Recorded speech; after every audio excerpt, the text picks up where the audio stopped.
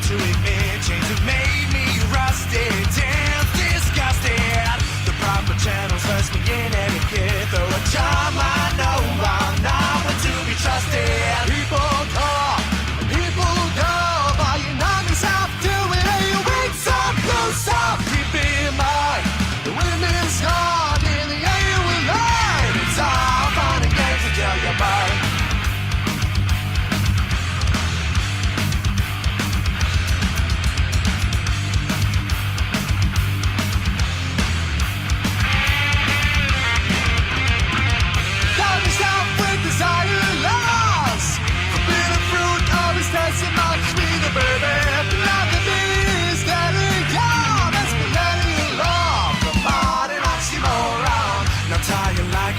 Taking no pledge, read the Kama Sutra, the Mayfit Sutra. No talk to feelings when I'm feeling the edge. I'm here for unlawful carnal knowledge. People call, and people go, but you knock yourself to it, and you wait some close up. Keep in mind, the women's gone, in the air you will learn. It's all fun and games until you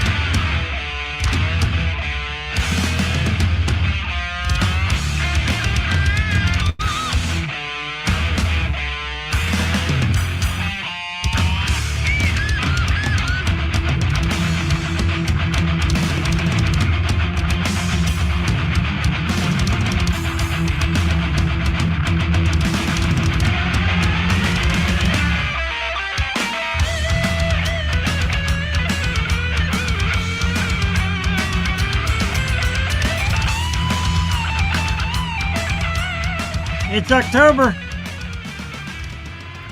Our good friends over at 93.3 WMMR, Philadelphia's #1 rock station, has announced October's Local Shots Artist of the Month. And that's our great friend for many years, Stealing Society. And we open them up tonight. Fun and games. Oh, yeah. Woo. Love it. Fresh off their appearance at the famous Whiskey A Go-Go, Stealing Society. Freedom King Films in the house. What's up, bro? Watching Shifting Gears. Okay. And us too. We appreciate that. We love it.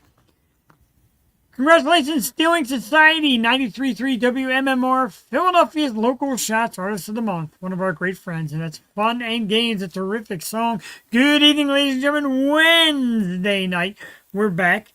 This is the O Show. Jeff the Shark Perini. We were expecting Tori Jade, and I know a lot of you love Tori Jade. I love Tori Jade. Tori had a last-minute emergency. Greatly apologizes. Will not be able to make it this evening. Going to miss out on an awesome guest. Pretty wild. He said he's coming in mask. Coming up around 8:30 this evening. It is Life After Life. You're damn right, that mask. The video is freaking cool. For their first single called Really? And really, we're going to have it here tonight. Good video. Good stuff. Noraa from Life After Life will be with us around 8:30 tonight. We're going to play some Lady White Rat later on because, of course, they are our Artist of the Week. We do that. MMR Artist of the Month, us Artist of the Week. Vin is here with his heavy metal shot. Me and Vin will talk some football. We'll talk some music. We'll talk some life. All that coming up later on this evening. Wednesday night, this is the O Show. Massive thank you last night for everybody that tuned in. And myself, Jewel Tatey. Jewel Tatey was in the house for the awesome ML Elizabeth. I just want to remind everybody real quickly while we have this moment. If you're watching live, if you watch recorded, Horns for Hearts, October 11th, it's coming up. The Harrisburg Midtown Arts Center, great charity, the National Center for Exploited and Missing Children. I gotta get that one right. Look at the bands. Defiant, former Yo Shower. Eternal Frequency, former Yo Shower. Demise, Hot and Dangerous, Diversify, Brendan Starr. All this starts at $5. $15 admission, but it's really just a $15 donation. Your ticket is a donation to the National Center for Missing and Exploited children. Another awesome charity by Horns for Hearts. The Yo Show will be in the house emceeing and co-hosting this beautiful one with Eternal Frequency. So thank you last night to ML. You are an amazing human being. Myself, Jewel, loved you very much. Jason Rushman, what's up, my friend Jeff the Perini, the Shark. Bro, my name is right there, and you still spelled it wrong. Ah, right there! Thank you, Jason, in the house. Couple sharks, couple of horns, smiles, hearts, praises, thumbs, my man. So yeah, man, this is Wednesday night. We did it last night with Jewel. We're supposed to do it tonight with Tori. Last minute emergency, but we now can assure you that all is at least figured out. So she's doing okay. Oh, she's using Google Speech here. Well, Boosted Lex in the house. Coming up in 2 weeks, the Yo Show takes on California, where for the first time, live and in living color, we take on TwitchCon. Yes, we do. Myself and my man Boosted Lex going to the TwitchCon. And I had that banner here as well. There it is. So October 16th, we leave for San Diego, California to be prepared for TwitchCon. The Yo Show will be there. Yo Show family, myself, Brent. Of course, there's awesome videos and photography work. Tommy got a lot of cut out. We heard about a super cool band that we're big friends of here and fans of at the show that might be in the area at that time as well. A lot of stuff going on. San Diego, California, the Yo Show. Its first ever TwitchCon, live and in person. My mustache is everywhere tonight. Kinty King in the house, the big Yo. This week is going by fast. It's already Wednesday night. But we're here for it. Thanks to Boosted Lex for coming on with that awesome comment, dude. We love it. Like I said, Life Afterlife shortly. Thank to Mel. We, of course, played that. Vin will be here a little bit later. But we're going to talk, of course, about Red October, because it is playoff time here for our Philadelphia Phillies. Who they're playing? Well, the Reds did not look like they had any interest in hanging around the way they were slapped around by the Dodgers last night. But in playoff baseball, Boston leads Yankees 1-0. That game is 3-3 right now, top of the 7th. Red Sox 2-2 out. The Cleveland Guardians tied their series at 1 game apiece after beating the Detroit Tigers 6-1. San Diego Padres tied their series up 1-1 after a 3-0 win today over Chicago Cubs. And tonight it is Reds, Dodgers. Dodgers would be who we face if they win. It starts Saturday night for our Phillies. And I'm pretty stoked for Red October. Like I said, people are like, oh, I want to play this team, I want to play that team. No, you play who they put out in front of you, man. This is, I know. Oh my God, I know. This is the time of the year that we get pumped. Brent wants to make sure I remember my tickets. California people, if you're out there and listen and you love us, be there because we're coming out. But yeah, Red October. Watch that Saturday night. I won't be watching it Saturday night. I'll be watching music tomorrow, but the game will be on, so I'll be watching both. Happy October with Oktoberfest. Of course, October. You notice the banner, and as I said last night, the banner color is going to stay the same for the entire month because it is Breast Cancer Awareness Month. And as you know, that has hit home to a lot of people that are part of the Yo family. We want to tell you, be alert, get your mammograms, get checked, be preventive. It's a life changer, man. And I did not have it, but I live with somebody who has had it. And, you know, you keep getting checked, you keep making sure you're clear, and it's really something. October is that month. Spoke about last night with ML, talked about with Jewel, maybe doing a festival one year to raise. Going to keep the banner pink the entire month as we celebrate, of course, October. Not celebrate, terrible word. But anyway, it's October. We make awareness for breast cancer awareness, as we mentioned. So much going on. So much to do. People coming in and out of the room. Tell your friends. Stand pat. Get comfy. Because we're going to play a song. We're going to do it. Our guest tonight, as you know, Wednesdays we do a little more metal, a little harder on Wednesday nights. And our guest is the band Life Afterlife. And they got a new song out right now called... Really? Yeah, really. It is a banger. The video is super cool.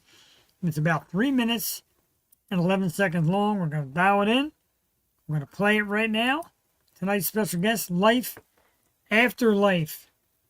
Really? Yeah, dude. Really.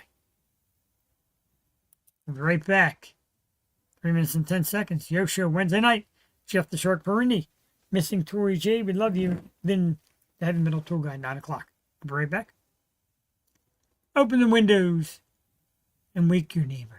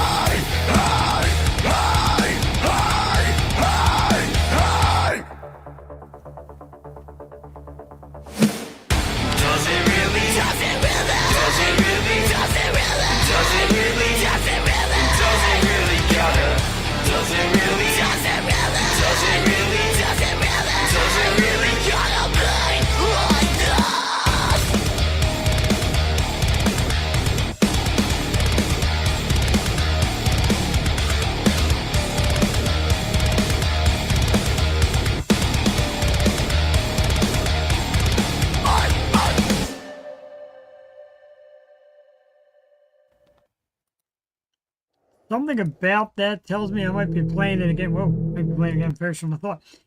Anyway, let's bring me back in the picture. Life Afterlife. Really, really indeed. Great song. And I kind of want to do that at work sometime. Next time somebody says to me, like, does it really? I'll be like, does it really? Great tune, man. 8:30. Right? Actually, 8:15. I forgot. We're doing it early tonight. I forgot. The guest is going to come around 8:15. I forgot. So stick around if you're there and tell your friends, hey, the guest is coming a little bit early tonight. Matter of fact, let's post that on social media so people know. Because normally it's 8:30. But the band asked if they can come on earlier. Who am I to say no? Guess that 8:15. There we go. Guess at 8:15. Make sure everybody knows on social media. Of course, the Yo Show is live every Tuesday and Wednesday night. Wednesday night we do a little bit more metal, and as you know, you don't get to see me when the song's playing. Trust me, I'm dancing my ass off. in all kind of ways, metal ways, good ways, bad ways. All right, our guest is backstage. Are you ready for us? Give me a thumbs up if you're ready. Big thumbs up. And I'm pretty damn excited. This is super cool for us because this is a little bit new tonight. Life After Life is the band, and our good friend Zake Wolf, who turns us on to all these great bands, said, dude, get this guy on the show. Get this band on the show. I'm like, absolutely, let's do it. Love the new song, but also love the mask. We're going to go a little incognito as we welcome Life After Life to the program. What's up, dude? What's going on? Brother, I got to tell you, man, I love the mask. I love the look. I love the entire look tonight, man. This is freaking cool. Thank you for bringing it this way. You said you were going to. I was curious how it's going to turn out. Awesome. Yeah, it's just I like masks. Doesn't it? You perform with it too. Doesn't it get a little stifling at times when you're performing? Oh yes, I have another band that I'm in that I wear a plague doctor mask, and performing the sweat will just get all in the nose. It's disgusting. And the scary thing about that is, dude, you take that off the end of the night, throw it in the crowd, people will fight over it, despite what you have spewed into that thing. That'd be a funny sight to see. That'd be some shit, right? Never consider makeup. I mean, the mask is cooler to me than makeup. Mask is definitely more metal. Well, the mask also kind of it's a symbol. I don't know. It works too. It definitely works. I like it. I like it here, man. I like the mystique. Your first single that you put out recently, it's already getting tons of views to it, called Really? And really it kicks ass, dude. Awesome jam. Love the video as well. Tell us a little something about this first release, because the first one's always your biggest one, man. Your heart and soul there. You're laying it out. Tell us about this song, because I love it. Well, a lot of the songs I've been writing come from a place of pain and loss, and that's where the whole journey's starting with these songs that I'm releasing. And really was felt a little rushed, but at the end product, I like it, and I'm making music for fun, and it's a fun song. There we go. It is definitely cool. Like I said, that part, I want to do it at work. I want somebody to say, does it really? And I'm going to come back with, does it really? Because that just that ignites me, man. I was like screaming it. Well, you can't hear the mic, but I'm screaming it backstage. How does it feel to get a song out there like that? Something really catchy too. Because it is, for a metal song, it's got riffs and vocals that'll really catch on. Well, really was just a song to put out that I can evolve from. Like these next songs are a little different, but still the same type of songs. But just like it's the starting base. I like that. I'm ready for more. And I know you said you got at least 3 or 4 ready. Any date lined up for them, or is it one at a time? How are we going to approach the new stuff? No, I just got to record the vocals and then have the tracks mastered. But I'm gonna do lyric videos just to speed up the process of releasing them. So I'm gonna do 2 lyric videos, I think, for these next releases, and then another music video. I got to tell you, dude, the music video is awesome. And I always tell bands, even if you're shooting like a live stage thing, put out a video. You guys got creative. You got some sexy women, some nice looking weapons, a little blood in there. Good stuff, man. Tell us about the video process. How do you create them? And because it's awesome work. You guys are already off to an awesome start. Well, I scouted out the 4 beautiful women that I got to have as models, and then I scouted out a videographer and got the set at Frightmare Farms. I'm close with the owner, and shout out to Frightmare Farms. They're awesome. But they let us shoot there, and yeah, how we did it. It's really cool. Like I said, I love when a band gets that much more creative, because making music is a lot, as you know, and then to get creative with videos also on top of that, pretty awesome. It really, back in my day, I hate to use those words, back in my day, videos were everything. Now they're making a nice comeback. Congratulations on that. It's really awesome. How long have you been in music? I mean, you're a pretty young guy, but how long have you been in it? I've done music for. It's been a long time. I like I like music. Were you metal right away? Did you know right away metal was going to be your thing, or did you kind of mix Oh, around a little bit? so I think it was Linkin Park changed everything. As soon as I heard the screaming music, I was like, "What is this? I need more music like this. Where's the screaming music at?" It's pretty cool you credit Linkin Park because some will, and a lot of people won't be like, "Well, that's not really metal." But the scream aspect, especially with a clean and a scream, it's pretty damn good stuff. So that is a great inspiration point. Did you like get right into the screaming? Like you liked it? Was that how you started, or you kind of gradually worked your way into that? So I always did like try to do it all and not focus really on one thing. But I really just love that screaming stuff. It's my favorite. Breakdowns, nice breakdown. I love it. How hard is it to master it? Because I said so far you already got it down pat. In my opinion, I love it. But how hard is it to, I guess, practice that, master it, the screaming? Because you get different views from people on how easy or hard it can be. Well, I think vocals are just like any other instrument, and you can always get better. And it's just a never stopping thing that you're learning and how to breathe better and hold things better or do a different note. I love it. I've tried it before. I'm absolutely terrible. So you're never going to see me me trying it, but I admire those who do. Man, it's really cool. And it's my opinion, and a lot of opinions of the experts say that metal, hard music is making a comeback. People are getting into it more. Do you see that? Because for me, I see a ton of it, especially East Coast stuff. A lot of bands out there really making the waves. I see a ton of it, especially too with like these older bands coming back into the scene, like per se.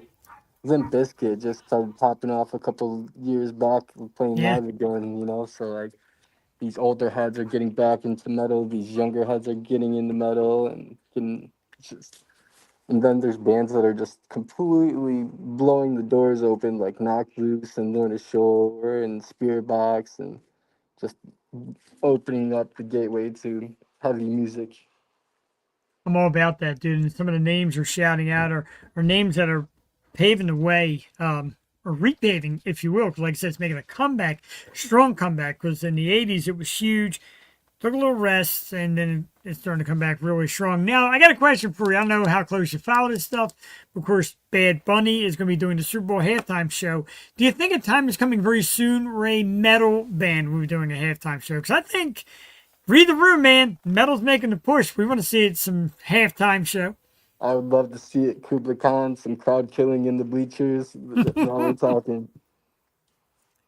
Bro, that's my kind of Super Bowl right there. Like, yeah, man. Like, hey, every artist is a talent. Every artist is a genius. Everyone to themselves. Next year or two, let's get some metal at the Super Bowl too. Let's mix this shit up a little bit. That sounds like the move. Right? I like it. Maybe life after life. That'd be some shit, dude. I'm telling you, I am like. All right, so crazy question. Would you ever sell the mask as merchandise? Not yours particularly, but runoff of the mask. Because I dig the shit out of it, dude. That is so freaking cool. I plan on getting better versions of these masks that I'm gonna sell as merchandise. Sweet. Collector's items of all sorts. I like it a lot. Give me So a little bit. Give me a little bit of the background because the term life after life. Some pretty deep stuff, man. Give us your meaning or what exactly is life after life for you? What is the meaning behind this band? well, the bigger picture of this band is, I lost a lot of things in life and almost everything I can count, and during those dark times it was really hard and I was able to rise up and get basically everything that I lost back, and it's for anyone that's that can relate to that. I'm sorry. Yeah, I hear you. It's difficult, but it's also triumphant for somebody like you to rise above it and feed the message to those who need it. And I tell musicians this all the time. We need you guys. You're our heroes. People laugh like I'm no hero. You are to us. There's people who listen to music and embrace it for a message. So you're doing something, dude, like, I know it's hard, I know it's awesome, I know it's cool. You're doing something pretty deep, not only for yourself, but tons of people around you. Yeah, I mean, I guess so, maybe. What, you had mentioned before, you said you're doing music for fun. How much music do you do a day, man? Like, how much writing and rehearsing and practicing and all that goes into a day? Because it's got to be a lot. It depends on the day. Some days I'll do it for hours and hours, and then it'll be stuff that's never used, or it'll be stuff where I use only a little bit of it. But regardless, I think it's good to practice writing and vocals, whatever your instrument is, and get better and better. I like it. I like it a lot. The mask, does it give you a alter ego, a persona change, anything of that nature? Like when you take it off, you're kind of like, all right, back to life? Or is it kind of like, it's still you either way? No, it's just me. Very cool. Very cool. I love it. So some of the bands that you're listening to, you mentioned some.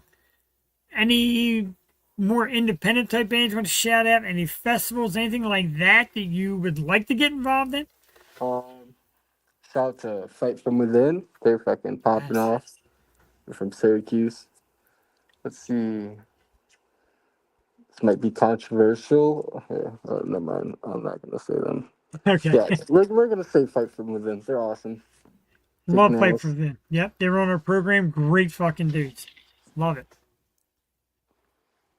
Do you want to, do you like the thought of like the festival scene? Do you want to get on a festival circuit? Is that your idea of it? Because metal seems to throw great festivals. People really show out for them too.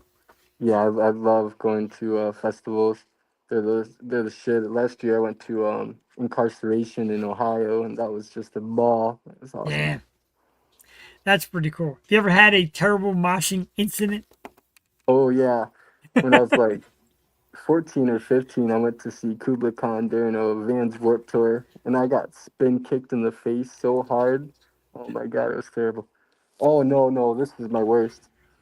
I was at a Korn concert, and Okay. some dude shaped like Batista or Brock Lesnar picked me up and like WWE slammed me on the ground, and it was Holy, awful. It was terrible. I tell you what, I've talked about it on the show a ton of times. I'm a weakling. Our guy that comes on at 9 o'clock, Vin, he was with American Mosh Pits. They would film inside these pits. He tried to drag me in some, even the small ones. I'm like, nah, man. I give you a lot of credit, dude. That is some pretty legit shit there. Oh, I've seen the Walls of Death, been in them back in the day. Bring the Horizon was bringing them all the time. With Mice and Men, when Austin Carlisle was still in the band, was bringing the Walls of Death all the time. Whitechapel. Now Slaughter to Prevail is bringing the Walls of Death like crazy. We're getting big, huge, humongous Walls of Death. I was showing people at work those videos, like Walls of Death, and everybody's like, I mean, guys that aren't into metal are like, that's not real. I'm like, that is real. This is what goes on. It's no bullshit. Like, people go there to really let out the aggression, to have a great time, to let the music fucking embrace them. So, yeah, man, it's 100% legit. How awesome will it be for you when you're standing on stage and you see the first Wall of Death for your music and your band? Oh, I mean, that sounds like a life-changing moment. That's you made it when you got a crowd that's big enough to do a Wall of Death. You definitely are making it.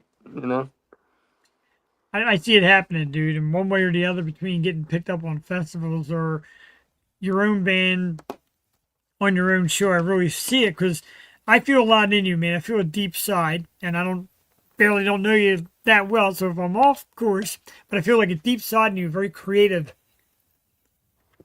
very smart and ambitious and goal driven for this, which may not be normal metal words, but it's the approach, man, and you're nailing it. Thank you. Yeah, man. Yeah, I just love writing. It helps me not be crazy. That's why I do this, bro. I love talking to artists and all that because you guys keep me kind of sane, if you will. I got a rough work life outside of this, so coming on people like you sharing your message, man, it makes me feel sane, makes me feel better. I have fun with it. I get to meet all new people, all new music. The local scene in your area, how is it? Is it a good scene? There's everywhere you go, people say, "Well, this is competition. This is community." Are you more competition or community? Because community is where it's at. It's more of what we need. So I've been to a lot of different states, and this is what I get out of every scene. Out of any big collective group, there's going to be shitheads, and then there's going to be awesome people. And I think it's better to focus on the awesome people than the shitheads that are ruining the time, you know? I'm with that. Like people say to me, "Oh, you don't really ask bands digging controversial questions," and I don't need to. I'm here to celebrate what you do, not fine tooth comb what you do. Because, like I said, I'm a fan as well as a guy doing a podcast. I'm a massive fan of pretty much everybody that comes on. I always say we're undefeated. We haven't had a bad guest yet. You're keeping up that trend, dude. We love shit like that. So I I will thank say, you. too, like, the coolest people I've met are through the music scene, you know? So, True. We like that. Like I said, I'm in it for the good. My wife's like, "Hey, you don't make any money." I don't care. I don't need money. This is the money. Moments like this is the money, man, the reward. Um, I know we talked a lot about the mask. Do you want to kind of describe what it means or the creation of it? well, I just um, wanted to do something with masks. So I painted a good, like, 20 different masks, and finally did this one. And I was like, I think this is the one. And sure enough, I just wanted something creepy that is simple that I can hand paint, and this Yeah, fits it. I did. When you said you were coming home with it, like I said, I know what to expect. Now I see one with it, I'm blown away, dude. It's so cool. I'm like really fascinated by the movie. For me, it's kind of like, excuse me, kind of like my meeting with like a mushroom head or a slip knot, something like that. Yeah, I tried to go for like a horror movie type look. I got it. I like it. And like I said, within the video too, that's really cool as well. Um, when did you know though music was your thing? Like some people do it for a lot as just a hobby, and I don't even mean a hobby like making music, a hobby of singing or trying an instrument. What made you say, you know what, dude, I could do this. Let's get it. The first time I saw live music that was heavy. That's, You knew that was it, right? yeah, I was like, I want to do this. I want to make music. This is awesome. That's awesome, bro. I love the approach. Now, can I ask your age, or is that part of the incognito? I'm 28 years old. 28 years old. Okay. Last night we had Eternal Frequency. Their lead singer, Mel Elizabeth, was on 29 years old. I love that because you're bringing back a style of music that was massive when guys like me were your age. It was a good ways back. But for you to, instead of just pass it off and say, let's try and get something new, you're like, you know what, this is good. Let's bring it back and make it better. I commend you on that. I mean, do you ever look at it as an age gap thing or just like, this shit's cool, let's just do it? No, when it comes to music, I'm just making what I like, and I like genty breakdowns. I got to, like I said, there's a little bit of dance in there, but not silly dance, swaying dance. Like I'm moshing back here to myself while the music's playing, and it just absolutely rips. Did you write the entire thing from top to bottom? That this song was it all your music and lyrics? So, we have this guy named Matt Browning that produces the instrumentals, and then I work on the lyrics and vocals. Very cool, very cool. Where do you ever have like a moment where you're in the middle of something, you're out, you're eating, whatever it is, you stop everything like this is the writing moment, or it's just kind of like you separate life and then you sit down to write and the ideas start coming. Um, well, when I'm writing lyrics, I would like to sit down and kind of get myself in that feeling, whatever that song is about. I try to get into that feeling. So if it's like a sad song, I try to think about sad things and get sad. Or if it's an angry song, I try to think about things that make me mad and I get a little angry. But there'll be also like these moments where I'm just walking around doing whatever I need to do during life, and then I'll think of some random lyrics in my head and be like, oh, I need to put these in my notes.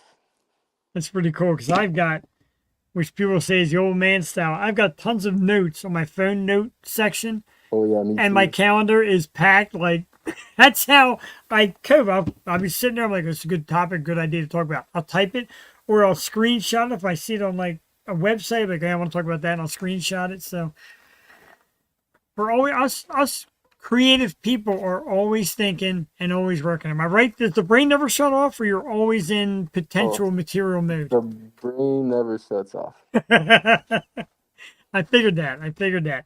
Um, how do like friends and family perceive like the mask thing and a little bit of a deepness? Is it anybody ever like, dude, that's a lot for me? Well, a lot of people that have known me have dealt with this before already, so it's pretty normal for me.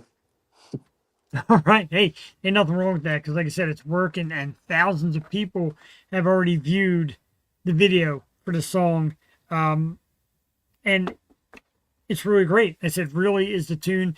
If you haven't seen it, there's pages down the bottom to find this band and find this music. Um, Ideas for the next one, like I said, they're coming up. Is there dreams of an album soon, or you kind of like the singles approach?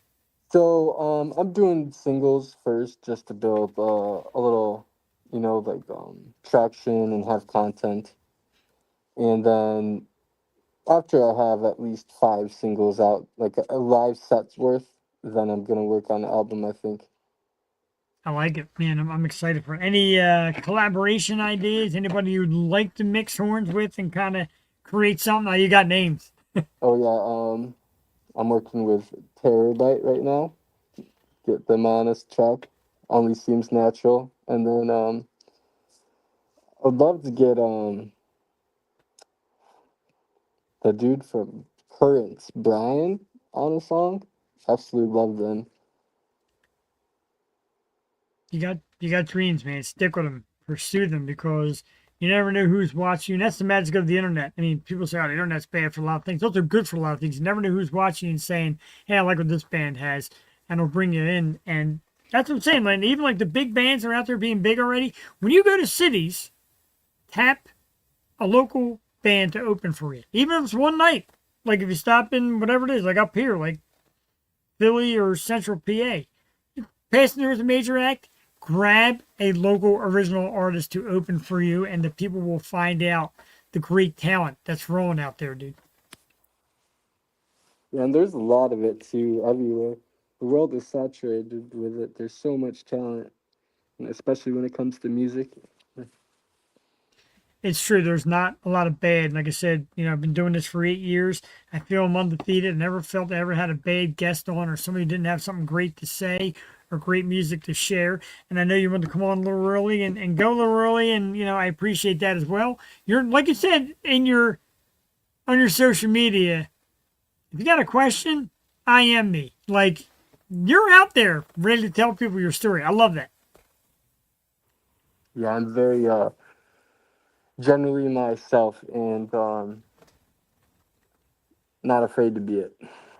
Nothing wrong with that, dude. It's kind of creeped me out the way you're looking over, and then you look back. It's wild. The whole thing is fucking wild, dude. You're cool as shit. And hopefully there's times you come out to this area, Pennsylvania, Oh, Philadelphia area. yeah, it's the home of metal. I definitely. Yeah, man, I love that. We would love to see you up this way.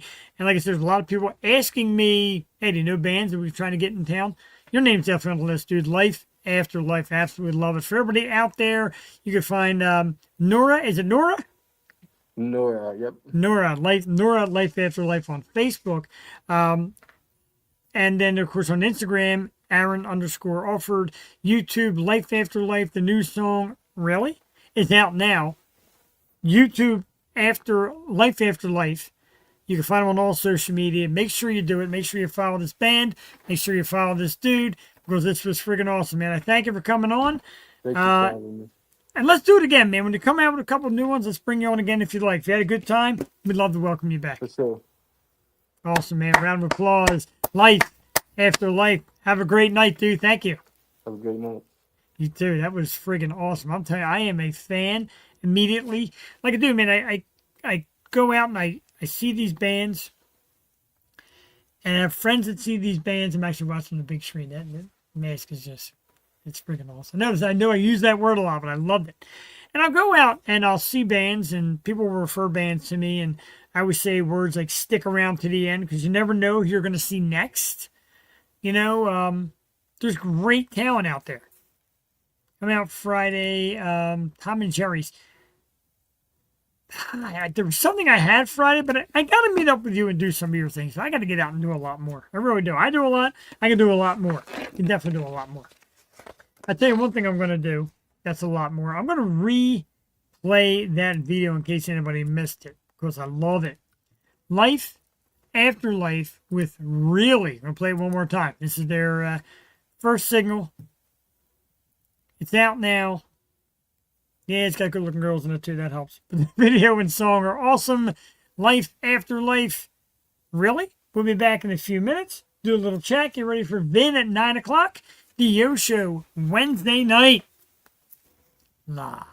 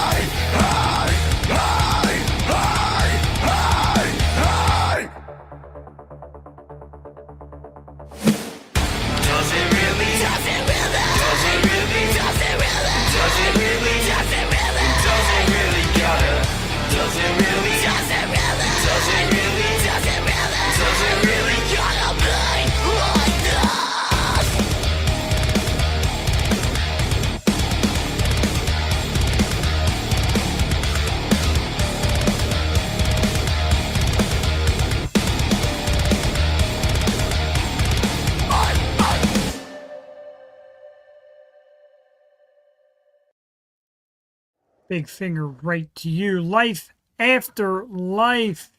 Really? That's the new single. It is freaking awesome. You can find them, Noraa Life After Life, of course, on Facebook, which I put twice for some reason. Anyway, Facebook, Life After Life, without the Noraa, to find the band. Instagram, Aaron_Alford. YouTube, Life After Life. The new song really is out now. YouTube, Life Afterlife, and a lot more coming from that band. Loved it. Thank you for taking time to come on out here to the O Show Tuesdays and Wednesday nights. We're going to do it early. We're going to tell you who's coming up on the program. Excuse me, well, I got some time before we start hitting topics, and we start off Tuesday night. Next Tuesday, of course, Joel Tatey back in the house. Suede Aces, formerly known as Arcus Lily Slicks, with the awesome vocals in a great band. Suede Aces, October 7th. Check them out here on the Yo Show. October 8th, a Vin Pick, the Gloom Club, will be in the house. Tuesday, October 14th, one of our favorites, the lovely horror actress Miss Mary Kate in the house as we kick off Halloween a little bit early. October 15th, one of my favorite fun bands, Return to Crab. Love Return to Crab, local band. New album out. We're going to talk all about it on the 15th. October 22nd, another great rock band, Full Disclosure. November 4th, these guys, brand new song coming out Halloween night. You know they got that monthly residency over at Sweeney's, and come see them once a month. November 4th, Bryn Athen back in the house to talk about their brand new single and what's new with this incredible band. November 5th, Metal Night in Memory in the house. Excited for that one. November 12th, Poet the Band. November 18th, my dude Joe and the guys from Defiant in the house. November 18th. November 26th, local band Twisted, who just put out their first single. They'll be on the program to talk about that. December 2nd, the one and only, Traverse the Abyss himself, Eric Abyss. We're going to be talking about Mosh for Tots and a lot more. December 9th, country singer Ansel Brown. December 16th, one we're really excited about, Miss Tink Thompson is going to be in the house. We're excited for that.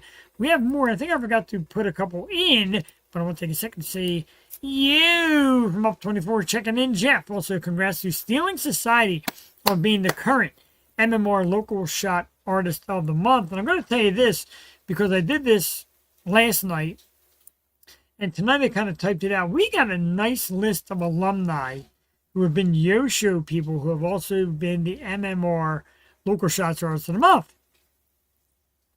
We look at a little like Hall of Fame here, like Stealing Society, of course. We met a long time ago. Lady White Rat, The Circus Hearts, Up 24, and even Octane. We had Brian Quinn on our show a couple times a while back. So even Octane. So these bands, like we're, MMR, of course, has more power, more watts behind it, and what have you. But we're doing what we're doing, man. We're trying to celebrate a great team of local artists, independent artists, etc. You name it, we're here to work with it. October 21st, you're right. Thank you. Carly Matissa will be in the house. We had her scheduled. We had to cancel the last time out, but she is coming back on the program on October 21st. Carly Matissa back in the house. And did I forget? I did forget, or did I miss it? Or did I miss a banner?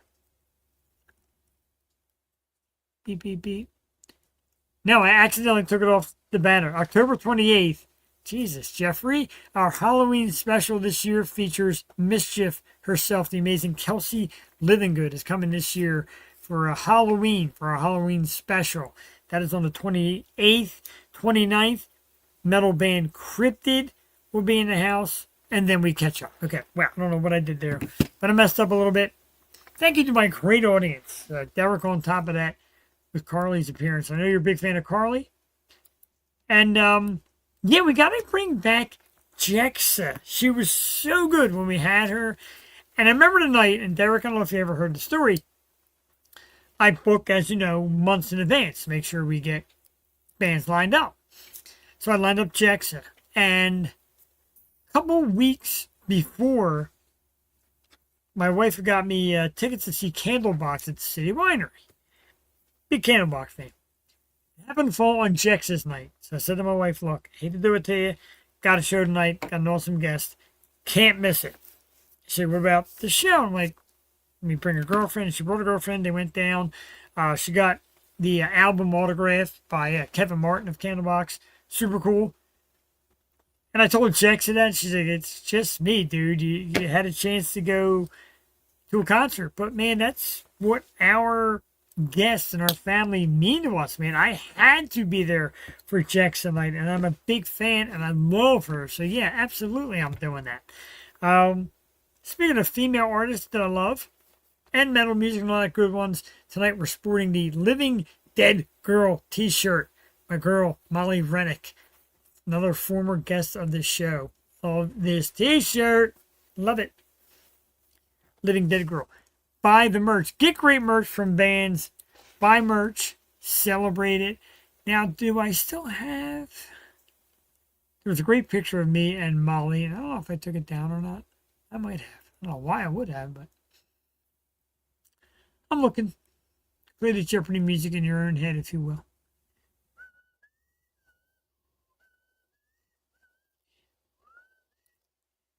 I actually think I took it down. Although I still have this cool one. This is the night we had, okay, I forget. Oh, Weekend Lesbians. And they were doing this cool thing, watching me. Very cool. I love that. There's me and, of course, 717. We're a proud sponsor of 717 Entertainment. Yo Show. See them out there. Help support this great local music scene. There's Sydney Sweeney, for those you forgot.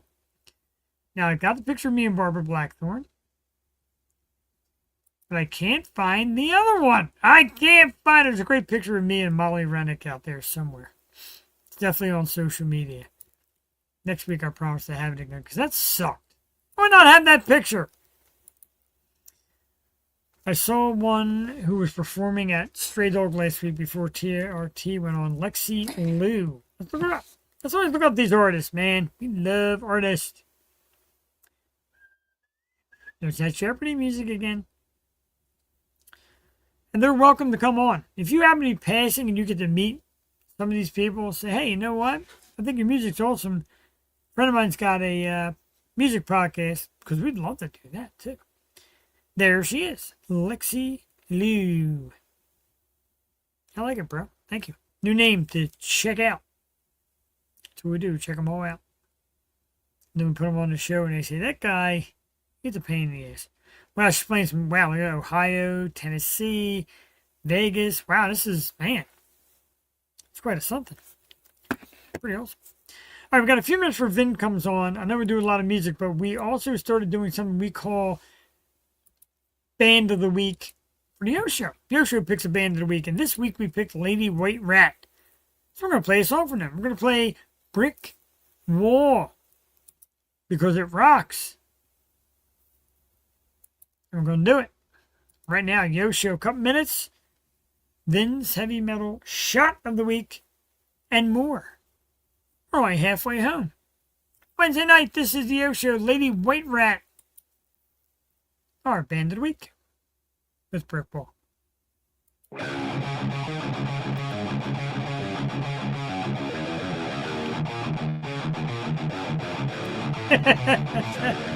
Awesome.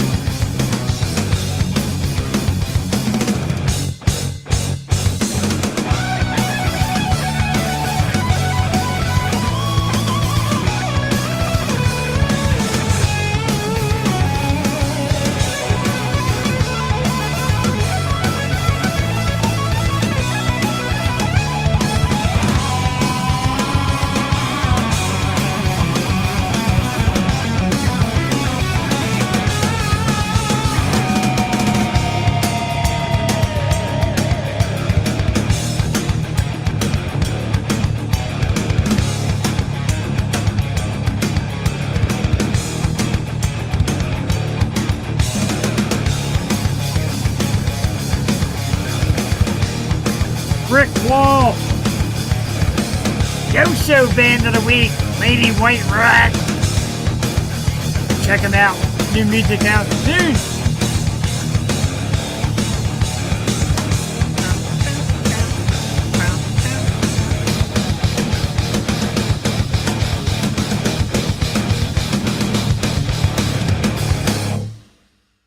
Badass Lady White Rat and Brick Wall here on the Yo Show Wednesday night. You know what? I love it. I love music. I love celebrating music. I love playing music. I love people that love music.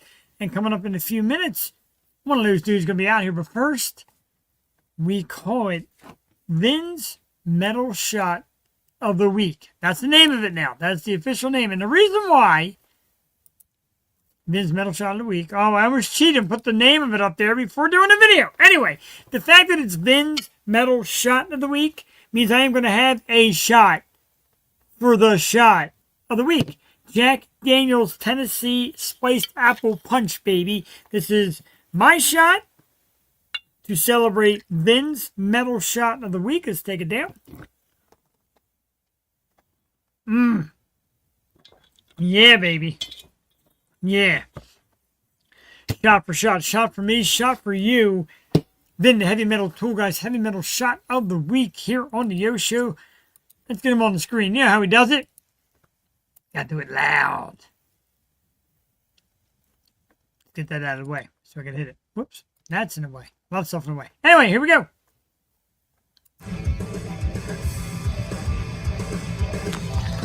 This is the Heavy Metal Tool Guy with Federated Auto Parts, Fisher Auto Parts, and the Yo Show. And I'm going with my heavy metal pick of the week for y'all. That's right, the almighty Norma Jean. Song is I, the Planet. It's a rocker. And hey, by the way, if you need a headband light, I got them on sale right now.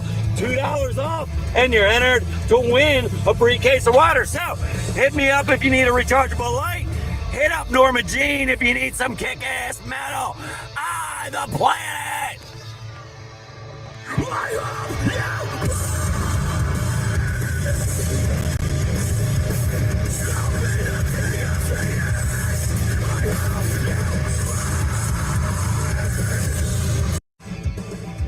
I tell you what, not just the heavy metal metal shot of the week, which I call it that to, screw me doing a shot. But if you need anything sold in life and you can't find Vin on Facebook or Instagram, message me. I will direct you. The man could sell you your own shoes. I'm telling you. He's got great spirit, man. But he also has great taste. And he told me to play it, and I'm going to do it for you. Norma Jean, one of his favorite bands. I, the Planet. This is Vin's Metal Shot of the Week. Let's blow it up in big screen there. Let's hit play. We'll be back in 3 minutes. Vin's Metal Shot of the Week. Norma Jean, I, the Planet. Wednesdays we do metal here on the Yo Show. We'll be back.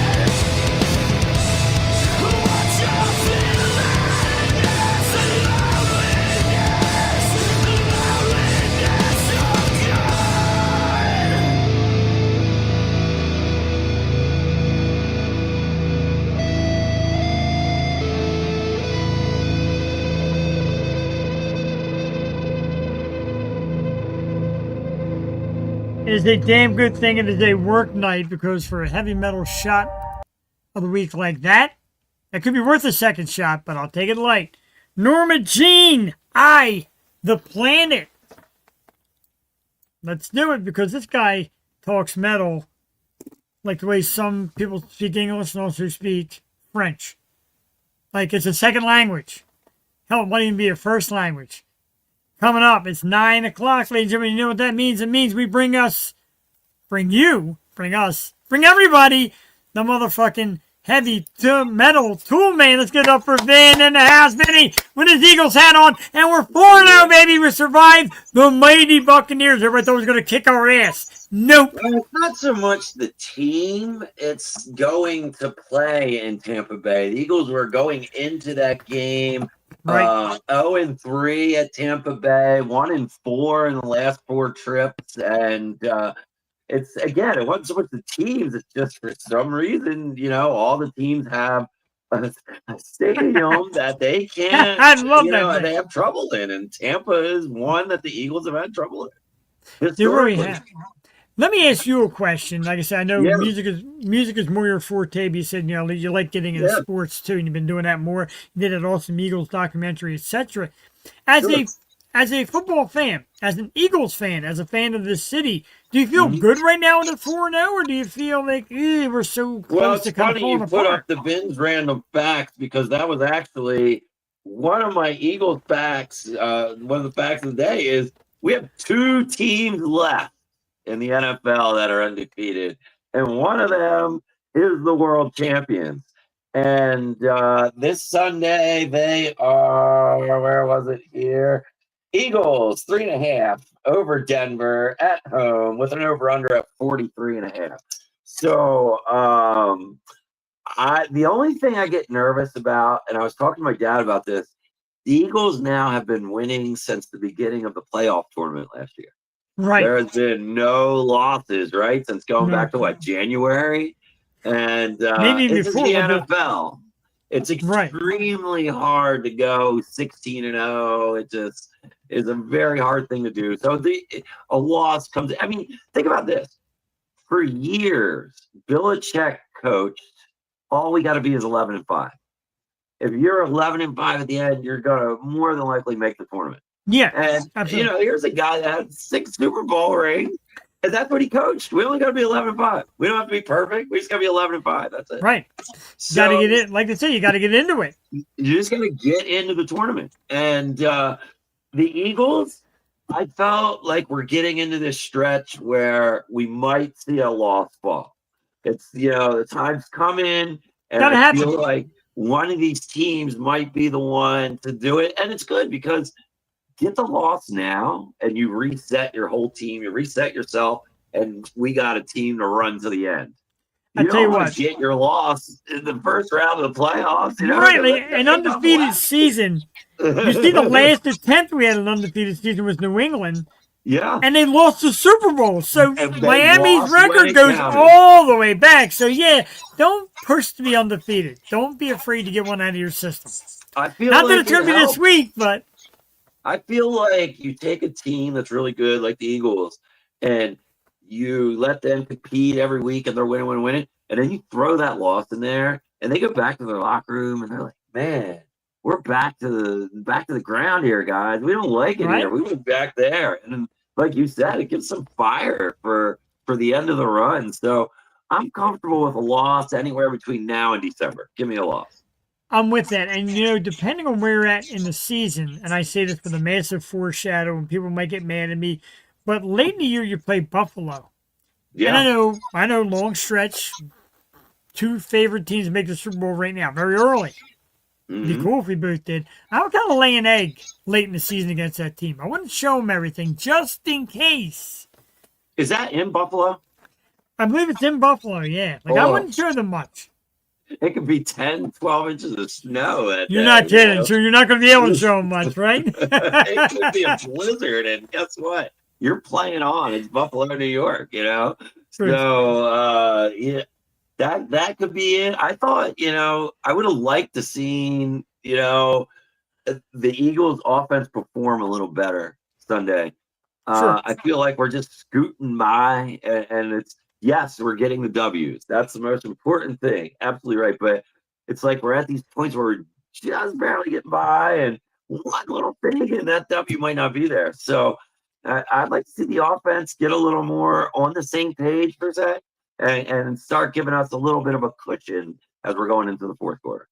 Not a bad idea. The one thing I did take into consideration, which I've been telling people of over the last couple of days, don't panic about close games because remember, as Super Bowl champion, you have the hardest schedule the next year. Playing tough Absolutely. teams. Tampa's always been tough with us. Rams are tough. Remember from last year's playoff, they were tough. They're tough. So you're playing good teams. Dallas is your arch rival. You had them on opening day. So you're playing teams that are giving you a bit of a shove. So that's why I'm not getting down on offense is sloppy, this, that, and the other thing. Now I'm saying, you know what? We are finding ways, be it a defensive tackle, be Oh it yeah. a running back, whatever, Mhm. finding ways to win football games. That's the key. That's one of the things I see, and I'm probably not the only one, is I feel in the NFL, you have a team that does something and it dominates, and then all of a sudden they got it figured out next year. Well, I kind of feel that way with Saquon. I feel like he has these domination, but we're Yeah. not seeing, and it's not him. He's not bad. It's the defenses have adjusted to the Saquon game plan a little bit, and they're kind of making it tough for him to just do his thing. So I think that's where I'd like to see a little work is how do we readjust and make him that superior weapon again? Because right now it's good that he will take defensive players with him, but it was good when he had those explosions. I agree. What I kind of was Mhm. thinking about is, I'm no coach, but why not in the first quarter, maybe sometimes in the second quarter, throw that kid Tank Bixby out that you got from Jacksonville? He's a big Yeah. kid. Let him Mhm. bang up the defense a little bit, soften him up for Barkley. They're not doing a lot of that. Barkley is No. a horse, but you overworked that horse last year. You have to give him a little less this year, but keep him fresh. I like that. I like mixing, putting them both on the field at Yeah, the put same them time. both Let on. Bixby You can hit. run Yeah, some man. great plays with giving pass options and all types of different things. You got two running backs out there kicking ass. They got the talent, so I feel relaxed. AJ Mhm. Brown mess or not, I feel relaxed. Um, I know hockey is coming soon. I know you're a massive Yes. hockey guy. It's your thing. It's your Yes. John, and I as well. I've always been a hockey guy. I love hockey. Yeah. We're seeing a little bit of like preseason things happening now. Uh, some people, some experts, even fantasy hockey and all that, say that the Philadelphia Flyers might have the best player in the planet in Mitchkov. Now, there's Yes. some great players out there. Is Mhm. Mitchkov, in your opinion, possibly the most talented player in hockey right now? I think we can answer that question maybe like October 10th, Okay, October 15th. You get the season starts on the 7th. By the 10th, everybody's got what, 2 games in, 3 games in. Then, because right now, right, it's preseason, right? He looks great, but sure, does he look great against a first line defense? Is he looking great against the fourth line defense? You don't really know, right? Because they're sure. trying different things. Is he looking great against a formation that they're actually going to play? Or is he looking great against a formation that, hey, it's preseason? Let's try that new formation that was looking good in practice and see if it works? So I you kind of just, like this because I'm always an anti-preseason stat guy. So go ahead, man. I like yeah, this. it's just there's too much variable. And one of the big advantages of the preseason not mattering is you can do exactly what I said. If you have a play in practice that's looking great, well, all right, let's see if it actually works. It looks good on the real time before we actually need it to work and it fails. I So you like that. can, yeah. So I think you can't really judge a whole lot on preseason. I mean, for the NFL, you can always look at week 3. Watch week 3. You're going to get a Yeah, good right, guide of what you're going to right. see, right? But hockey's not like that. There's so many preseason games, and you're mixing so many of the guys that might not even be there. You're watching guys on the street that might never even play a game. So you just gotta wait. Just gotta wait a little bit, and we'll see. That's what brought me to hockey when you were talking about getting in the tournament. Of course, Mm-hmm. hockey is probably the biggest of the major sports that's considered getting into the tournament because you've seen teams with some average records sneaking in and doing some damage. It's funny you bring that up because when I was researching my Flyers fact of the day, that was something I saw that was interesting. Was out of all the expansion teams, The Flyers have the most appearances in the tournament, and they have the second most wins. I kind of like when you just roll your random facts out and I can stick it up there instead of planning for it. We're on fire tonight. Wherever you are, I just like when we roll, but I do like the Flyer stuff. And I'm a big Flyer fan. Been for a long time. Like I said, Hextall sat at my table at a card show one time, was signing autographs for people at my table. You know what I mean? So that kind of shit. Yeah. When I talk about all you gotta do is get in, we're a young team with a coach who's been through this town and knows it, who maybe getting in as a high seed works a favorite seed up a little bit, or maybe sneaks that one series and makes a little noise in the playoffs. Well, I'm going to compare hockey a little bit to the NFL real quick. And how many times did the Patriots go in as the 5th or 6th seed? How many times? Countless, right? We can't even count the amount of time. And they either ended up in the AFC Championship or the Super Bowl. It was all said and done. So you're right. I mean, remember the Giants, the year they beat the Patriots. They went into the bottom seed. Barely got in. The road from week 16 was a away game for them, and they were on the road for the barely got in. Yeah. And they won the Super Bowl. And, so I think sometimes being on the road, being the underdog, and having to fight a little harder because you're not comfortable with it's not that you're comfortable, but it's not your house, you're in a hotel, and I think sometimes this stuff and you hit the nail on the head. Flyers are young guys. It's way easier for young guys to go do it than when you get a little bit later in the career. Now you got a wife and kids, and it's a little more difficult being on the road than it was when you were 20s and had no responsibilities but an apartment at home and maybe a fish tank, and so it just makes life a little easier when you're younger to live that lifestyle and get that drive. So that's where the advantage is for Flyers. I like that. I do like the youth approach and the youth attack. It reminds me of the teams, not the mega Edmonton Oilers teams, but the teams of the late 90s that had a lot of young guys with speed and puck handling talent that would rough teams up in the playoffs. They took teams like Dallas Stars in 7 games, and teams ended up winning the Stanley Cup. Those Edmonton teams took them to 7 games. So I want to be one of those teams. That's what I want to be. And the young kids have the energy to do that. And that's where you like to have those young kids because, it's just it's not science here. You get old, you get slowed down a little bit. And, those young kids, they're not there yet. They're ready to roll and they're hungry. And, yourself, you come play Philadelphia, pick your sport, any of them. And man, the people love you and you're part of the town. And, you hear so many players say, man, you come play in Philly and those people, the way they treat you, it's just a whole nother ballgame. And those young guys are feeling that right now. They're like, man, we got to go win. These people right here are behind us and they're either going to break our cars if we lose or they're going to carry us off to the bar if we win, but we got to win here. They do embrace. They definitely do embrace. That's why I'm so excited for the Phillies to get started. And like I said, man, playoff time, it's whoever they give you. You can't be like, oh, I'd rather play, or I hope this one beats that one. Because, look, playoff time, everybody's hungry. Everybody's playing on a different level. Everybody's looking to win.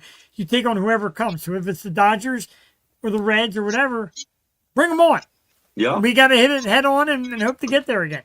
Hold on, look, I got this given to me today to show off on the show since we are in Magic October. This is Uncle Jerry found it, and as you see, it is from the 1996 All-Star Game. We're guessing this might have been, one of the cups you would have got in the stadium that night. Yeah. When you bought a Coke or whatever. So that's pretty cool little item that he found, and go Phils. Very cool. Go Phils. The All-Star Game is coming back, I think, next year. Oh, wow. For the following year. It's coming back within a year or two. I went, and this goes back to age, but a memory. I went to the 1976 All-Star Game at Veterans Stadium. The old vet, baby. As like a 4 or 5 year old kid. And I had a program for years. Me and my brother started fighting over possession of it. He might have it now. It is a program from the 76 All-Star Game. And I remember back then, dude, it was pretty much Phillies, Dodgers, Reds, Pirates. That was it. Yeah. Those were the dominant teams.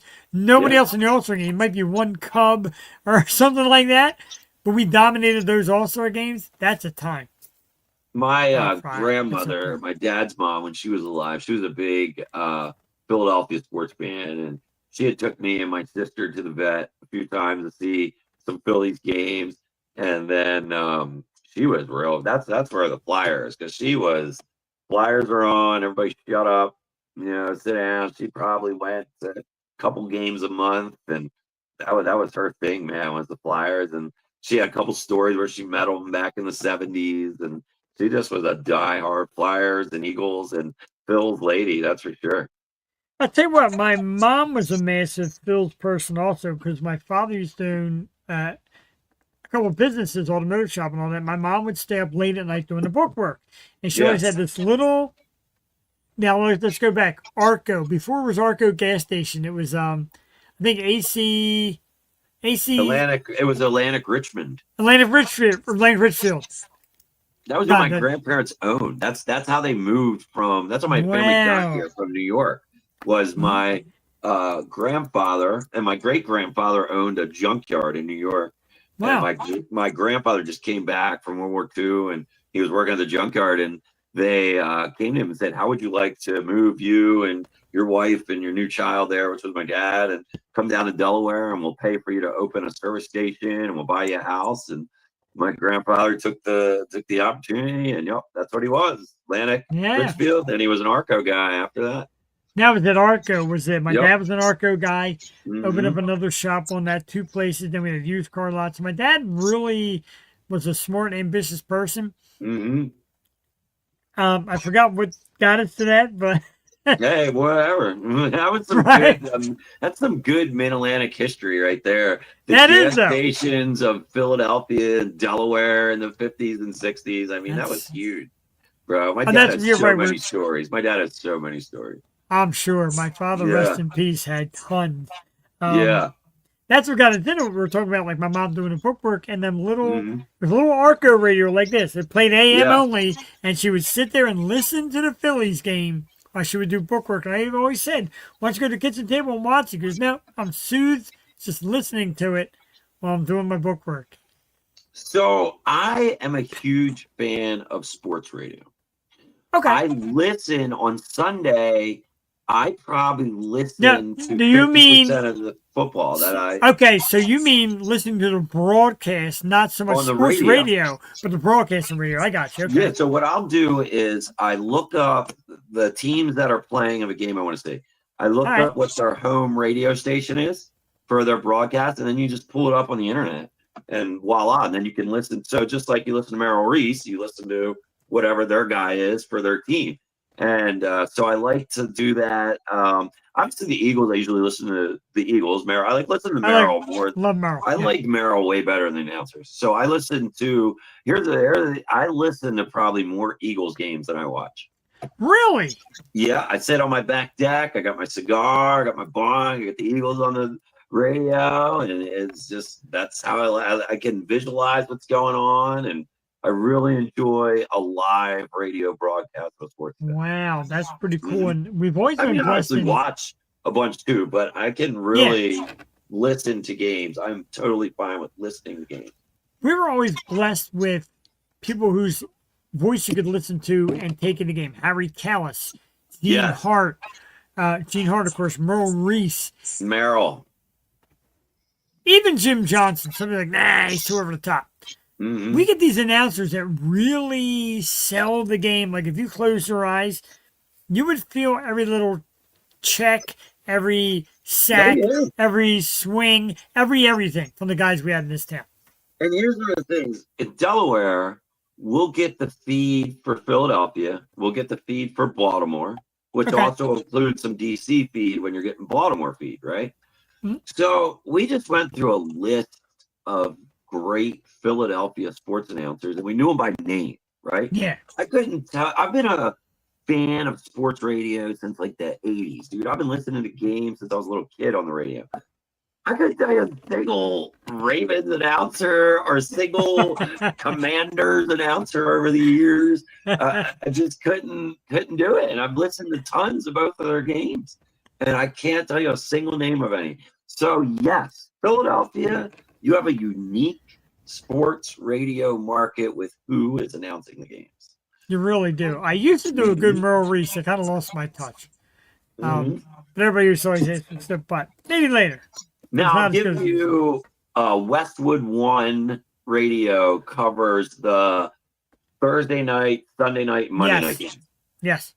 Their announcing team, Not Mike bad. Golock, I think, is one of them, and it's pretty damn good. They're really good. And they've had the same guys for quite a few years. Yeah, I'm pretty sure Mike Golock is one of them. And man, I do think those guys are decent. They're pretty damn good. It's tough. It's tough to be really good at it. And I used to always joke around when I was younger, and I would actually do it for my friends. Like I'd call the game as it was on TV, and they're like, dude, you're really good. And that's hard work. I got to call part of a NASCAR race one time. That's pretty cool, though. I got to call like 20 laps with the guys in the radio booth. 20 laps is a lot of race, dude. It was fun. It was a lot of fun, and they were like, "Damn, you're pretty good at this." I was like, "Yeah, that's cool." Then they didn't hire me or anything, but it was fun. It was a unique opportunity, and I jumped on it. It was a lot of fun. Sometimes I think they need to get the average Joe in a booth or something. Like, you imagine, like, sitting around, they get you in a booth in the Eagles game, and you're just like, see, this what I mean, this place sucks. Or see what I mean, like what the hell are they doing? Like, I think that's some of the uniqueness of Philadelphia. You have Bruce. Merrill Reese, you have Mr. Quick there, and they are true Philadelphians. and right, Merle will tell you if a call sucks. More like, he'll tell you. Oh, absolutely. And they live in Philadelphia. These people I think Merrill Reese was born in Philadelphia. And, I think so. So you get what you said. You get real guys with Philadelphia radio. The refs are horrible today. Just horrible, Mike. I hear you, Merle. It's just a disaster. There's another flag. Another awful God. Merle will hit it. If he's mad, Wait, you'll so know I it. was listening to the first half of Sunday's game on the radio outside. I was listening literally till they went in for halftime, and then I had to get up and get some stuff. Well, they ready started for out the good this past week, though. Okay, well, if you remember going into halftime, they were losing bad. And no, it wasn't Tampa. It was 2 weeks ago. Yeah, Rams, they were at home. yes. Yep, Rams. Yes. Losing bad. Merrill, he says, the Boo Birds are out, and you Eagles deserve it. I was like, yeah. Yes. You just love it.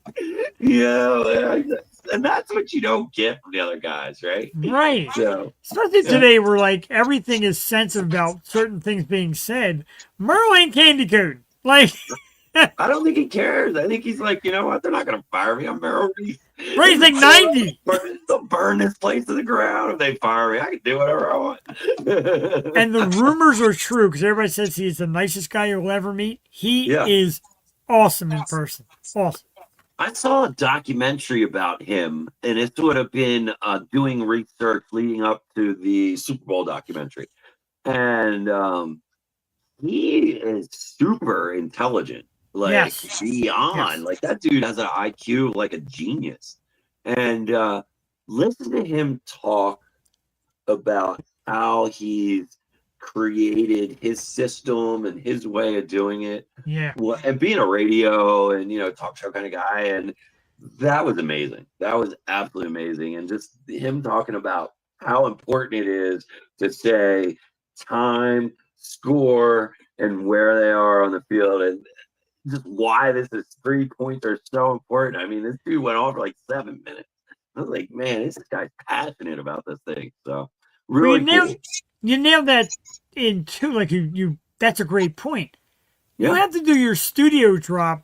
What is it, every 15 or every 30 minutes or whatever the hell it is? You have to drop in the studio name. Yeah. He'll be right in the middle of the action. He'll say, Barkley to the 10, Barkley to the 5, Barkley to the 3-yard line. And the Eagles are brought to you by 94 WISB. And you're like, wow, man, did not miss. Like, Merrill Reese doesn't miss, baby. He's on fire. It's always so good, whether it's a commercial break or a studio drop. He lingers right Barkley down to the 2. The Eagles on 94 WISB are brought to you by. And I'm like, I feel every bit of that. Oh, he's the best. You can't beat it. Absolutely the So best. I love that. I would highly recommend you fans sometime just take some of an Eagles game and put WIP on and see what you think. Okay? They always Sports say what? radio Turn down the WIP. TV and turn up the WIP. You're That's exactly their little right. tagline. We did that, and going back to Flyers facts, when the Flyers played the Edmonton Oilers, I think it was in the either 85 or 87 Stanley Cup Finals, we turned off the TV. We turned on, I mean, we had the TV on, but we put on Gene Hart.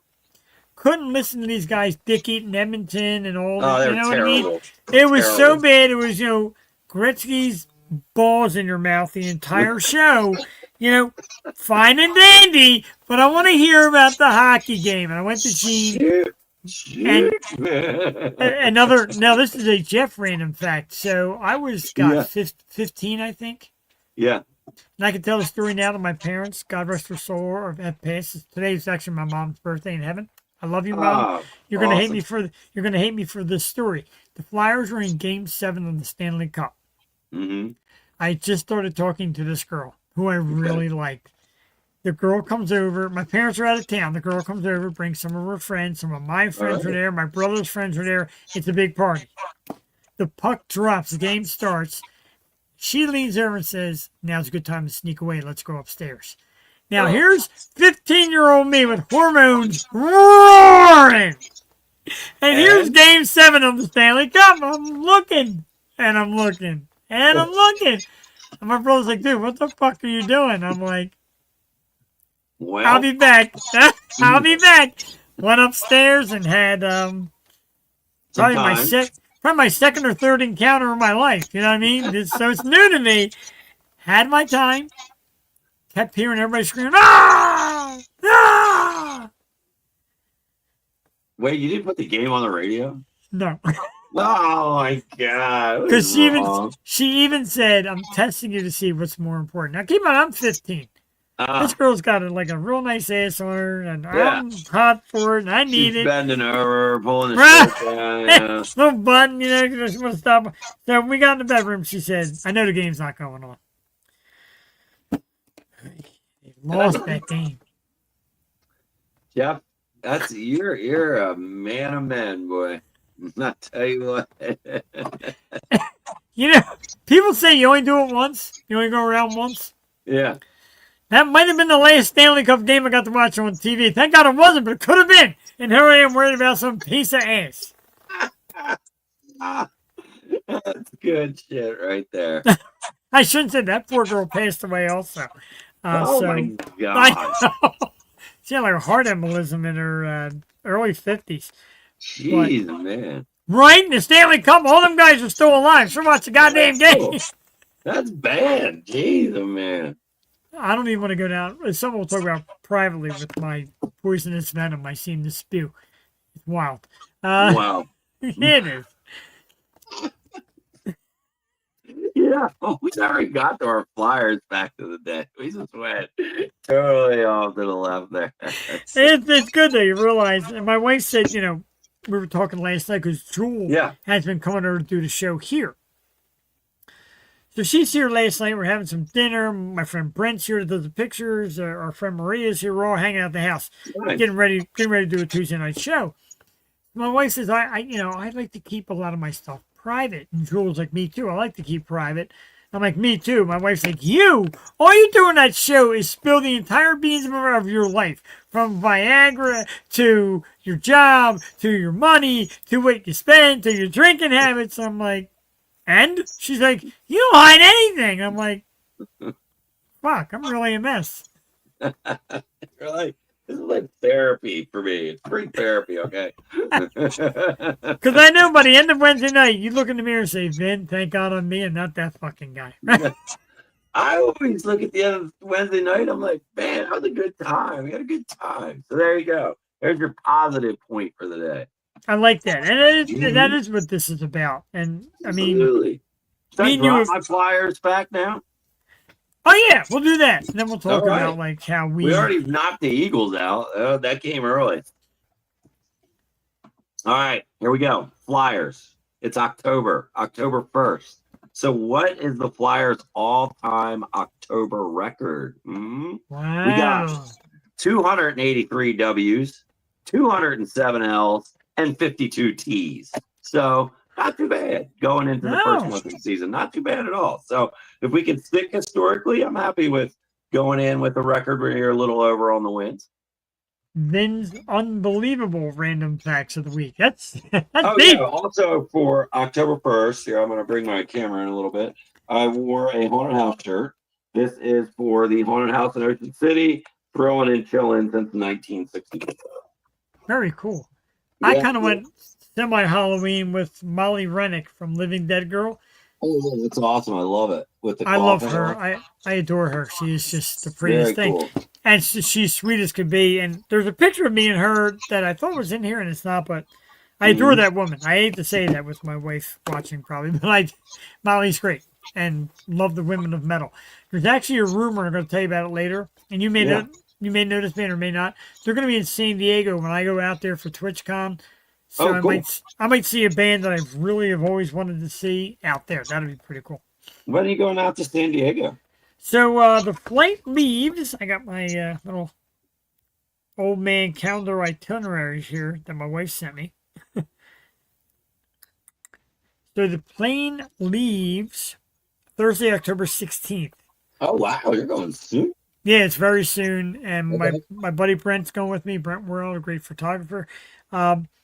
He warned me about cardio. It's not so much the cardio. I don't have a good back. That's why my walking is slow. But he says a ton of walking. TwitchCon, there's tons of music, tons of gamers, tons of content creators like me. And he said you may not notice you're more of a pioneer to Twitch, even though people don't recognize you like that.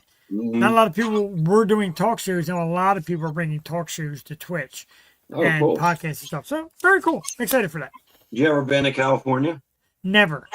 Ah, there you go. I'm interested to hear your take on it. I've been to San Francisco for my Northern California. I've been to down on Huntington Beach many, many times. I Nice. used to work for a company that was headquartered in Huntington Beach, and we got to go there about 2-3 times a year for meetings. So got to do them both because it's like two different worlds, North and South California. So I mean, the whole thing's a different world, but then you got two different worlds in the different world. So there you go. That's what I hear. A lot of people say San Diego is very different from the rest of California in a very good way. Yeah, I never hit San Diego. I used to fly into John Wayne Airport, which was in Orange County, and then they'd pick us up and drive us right over to Huntington Beach there. And but yeah, I never went to San Diego. Heard the zoo's killer. Yeah, So, I'm excited for it. Really am. I heard the temperatures are always great there in San Diego. There's not not as much craziness as some of the other cities in California, so should be a lot of fun. Should be. Like I said, TwitchCon does, they said, late night parties with featuring bands. So I always like meeting new bands and artists. You can see if the Browning's going to be there. I would like to 'Cause see. they're big on Twitch. Oh, okay. Because I know Eric Abyss is very big on Twitch. I don't think he's big at the TwitchCon. I think we talked about it, but he's a big Twitch guy too. Like I said, putting music there is something me and him talked about when he was on the show, and things we still talk about on the side of Messenger. Putting more music on there because people like gaming, great, but what they're watching is somebody creating content. That's what music is. And Mikey from Fight From Within, he does a lot on Twitch as well. Yeah. I'm not into gaming, so I don't know a whole lot about it, but I do know that those guys are very big. I know Johnny McBee from the Browning is huge on Twitch. He is massive on there. I'm still learning the ropes. Brent knows a ton of it. We've been on it for a few years. I just really never overly explored it like I should. Because like TikTok, I'm horrible with. Jules got a little handle on that. And there's, social media. Do you have any A-listers bands on there? I don't know. I don't know what it's going to bring. I think he said every year there's like a big name.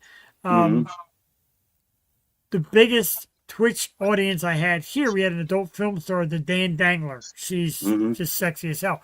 She's the big Twitch person, massive following, maybe the #1 following on Twitch. And we had like 1,000 people watch us on Twitch when she came, which for me is unheard of. And he said she might show up. I would die meeting her. Yeah, she's, of course, adult film sexy, but just her aura and dominating this site just from like videos of her. Pretty wild. That's pretty wild that she was on the show, and then you might have the opportunity to meet her there. That's pretty cool. I would love to. Yeah, it's the Rub PRs is the firm, and they do a lot of adult film and all. And I used to do this podcast with a guy, Ray, Happy Hour podcast, was mostly adult stars as guests. Met Dan there, and he said, "Dude, here's the Rub. Hit him up, see if Dan will come on." And she did, and she was. I didn't know who she was. She's just that damn sexy. But it was a great Twitch night. I will tell you that much. Can I sidebar? I forgot. I want to ask some questions about the Jack Daniels apple punch, whatever it was you were drinking there. It is Jack Daniels Winter Jack Okay. Spiced Apple Punch. Now, my friend Brent, who I'm going to TwitchCon with, scored these, and he said it's very limited in the season. This is actually last year. He said in the season it's limited. They make with so many bottles. I'd like to know your question. And while you're asking it, I'm going to sip so I make sure I got the answers. My question is, Jack Daniels honey is you drink that and you know you're drinking Jack Daniels, but it has that honey overtone. Yes. Does that stuff taste like Jack Daniels, or does it taste just like a mixed drink? What does it taste like? The beauty of it, I'm glad you asked, because I normally do the beer of the week. We're going to do it the shot of the year. Now, have you had Jack Daniels honey before? Yes, I've had. Okay. I'm a Jack guy. Like, if I go out to a bar and I'm ready to get amped up fast, I'll do a shot of Jack and then get into my first beer. Not like, oh, I got to have Jack, but if I want to get the night off rolling and fast, shot of Jack. Now, do you feel the same as I explained, that Jack Daniels honey tastes like Jack with a honey undertone? Definitely how this is. You do get a lot of the spiced apple punch. I will tell you that. You get it. But somewhere right in the middle of, okay, this is just pretty much an apple sweet taste, it stops. And our friend Jack comes right in. He's like, yeah, I'm taking over from here. Right on time.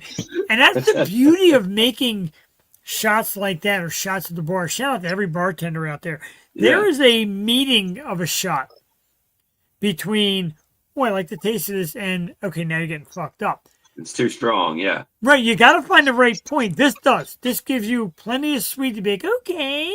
And all of a sudden, at the very end, when you need it most, Jack's like, okay, we're going down your throat, bro. And it works. What about, have you been a drinker of Gentleman's Jack? Not really. Never? No. Wow. If we're ever at a bar together, I'm going to buy you a shot of Gentleman's Jack.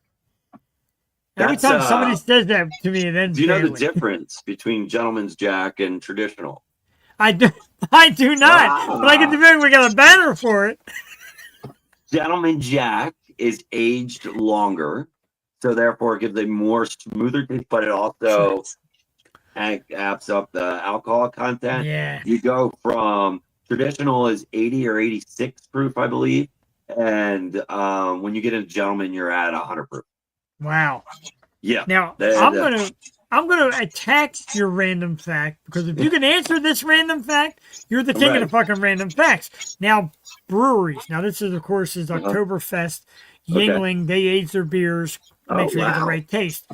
Their Oktoberfest is fantastic. Their lager. I didn't know Yingling made special brews like that. That's over the last couple of years, they've gotten into Oktoberfest, and the best Oktoberfest I ever had. Love it.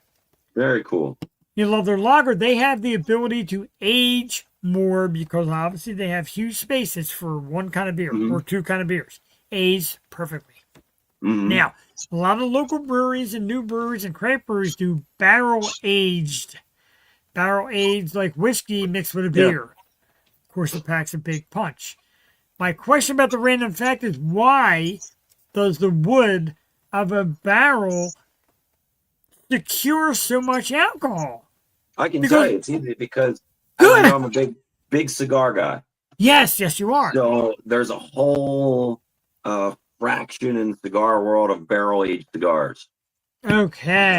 And I like this fucking guy. Yeah. So with the barrel aged cigar, the whole point is as you age the cigars inside the barrel, you will extract some of that God, was that in sounds there to that go sounds into the so good cigar. right now too. Oh So my God. yeah, so you got rum age, rum barrel age, whiskey barrel age. They have all these sherry barrel age. I've had that before. That was a little gross, by the way, but I'm not a sherry guy to begin with. I never was. Man, not really. Cherry's tough.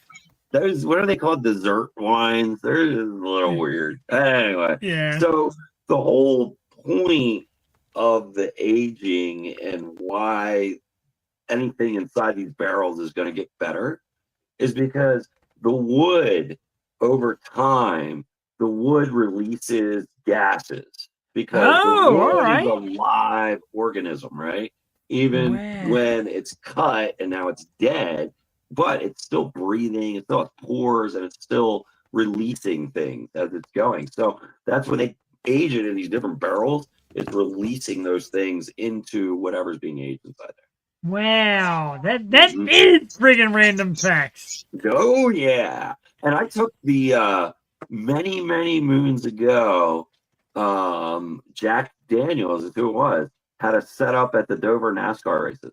And you Nice. went through and they kind of taught you a little bit about different processes, and barrel aging was something they talked about and why they did the different barrels. And that was like when honey had first come out and they were talking about how they did the honey barrel infusion, and because that's barrel aged. That honey, Jack Daniel's honey is all barrel aged. That's how it's infused, is through barrel aging. Wow. Friggin' wow. This Mhm. guy. Plethora of the And information. listen, if you are ever at the bar and you're playing bar trivia and you get to, I need one assist, call me and I will Right. answer the phone. We will answer that stupid question. God help me if I'm ever on Who Wants to Be a Millionaire and I got that one lifeline. I'll be the one day I'm like sleeping when you call. Who would you like to go? I'm gonna call Vin. Vin. Fuck. Vin! God damn it! The one time I needed you, Jesus. I needed you. All right, so I know we did a couple weeks ago. We did Lock of the Week, and then we missed the Yeah. last 2 weeks of Yo Show. So Yeah. our football betting's gotten behind. I did pick the winner that week. My Lock of the Week was Cincinnati. No. Who did No, I pick that week? I don't even remember. I forget too. Okay, No, I know good. Cincinnati since that game has become a shit mess. Oh, you know who I locked? I locked the Colts. I think they won. They did. Yeah. That lady owner is the bomb. Right? Because she has changed how everybody in that locker room, from coaches to players, act. You know why? Because she's made it aware that I'm watching and listening to all of you. And I pay all of you a lot of money. And if you're not performing, well, you're probably not going to have a job. So, you know what they're all doing? They're winning. That's what they're doing. Danny fucking Dimes. Daniel Jones is winning as a quarterback, folks. They are Something is winning. wrong here. Yeah, I'm telling you, you're gonna see, it's NFL, right? It's copycat league. So if the Colts continue this move forward as they're on, you will see more owners overseeing things a little more in the future. That's my guess. I like that. I'm going to go from that point, which is great. We're going to go with our lock of the week for this week. All right. And I want to get mine racing right out of here. I want to go first, which I usually don't do, but this one to me is such a lock. This is a team Go desperate. for it. I'm ready. This is a team desperate for a massive win, but they're not good enough to get big wins against big teams, in my opinion. This week they play a shit team. They make the win. They get over 500 and try to attack a very competitive division. I take the Arizona Cardinals at home -7 over the Tennessee Titans. And I know you think, wow, Arizona hasn't looked great. They need to look great this week. It's a bad team. Go out there, beat the shit up, and straighten up the ship a little bit. Kyler Murray is in disarray. The defense is supposed to be legendary is in disarray. This is a fix it and get it right game. Arizona Cardinals at home -7. Touchdown favorite over the Tennessee Titans. Vin. So can I comment on your lock of the week? Sure can. All right. So Delaware, state of Delaware, has got a -8.5 for your Cardinals. Wow. So this is what I'm going to say. I heard the entire speech you gave on sports radio last week before the Cardinals got their ass kicked, and Murray looked like a loser. So, and he was mad, and I ripped him. Murray, 2 thumbs down. That dude's going to be looking for a job come January. Lock of the week against the Titans. Maybe because the Titans ain't that great, but Murray, no way, not the real deal. Lock of the week, here's where we're going. Jeff, we're getting in a plane at Philadelphia International, and we're crossing the pond, and we're watching a game at 9:30 in the morning, live from London, England. I'm going with the lock of the week. Minnesota Vikings, -3.5 over the Browns. Hell, I'm even taking the under at 36.5 because historically, games in Europe are low-scoring games. And secondly, the Cleveland Browns ain't got a leg to freaking stand on. And the Vikings have probably the best defense in the NFC right now. So, low-scoring game. Vikes probably win by 10 or 14 points when it's all said and done. It's funny because I almost came out with the upset in the Browns in the lock of the week. But remember this.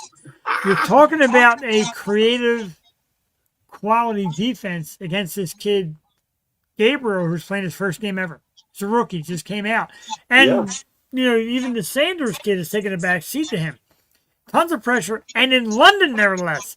Some people say, well, it's at least his first game, if he gets beat up, won't be at home. Don't matter. He's going overseas. Here's another fact I want to add to that. The Vikings just played in Ireland against the Steelers, if you remember, last Sunday, right? It looked hard. They didn't leave. They stayed in Europe because they wanted to adapt a little more to time zone and climate and all these things. So the Vikings have been in Europe this entire week. They said, we're here, we're staying, and you guys, this is going to help you be a better team. So there you go.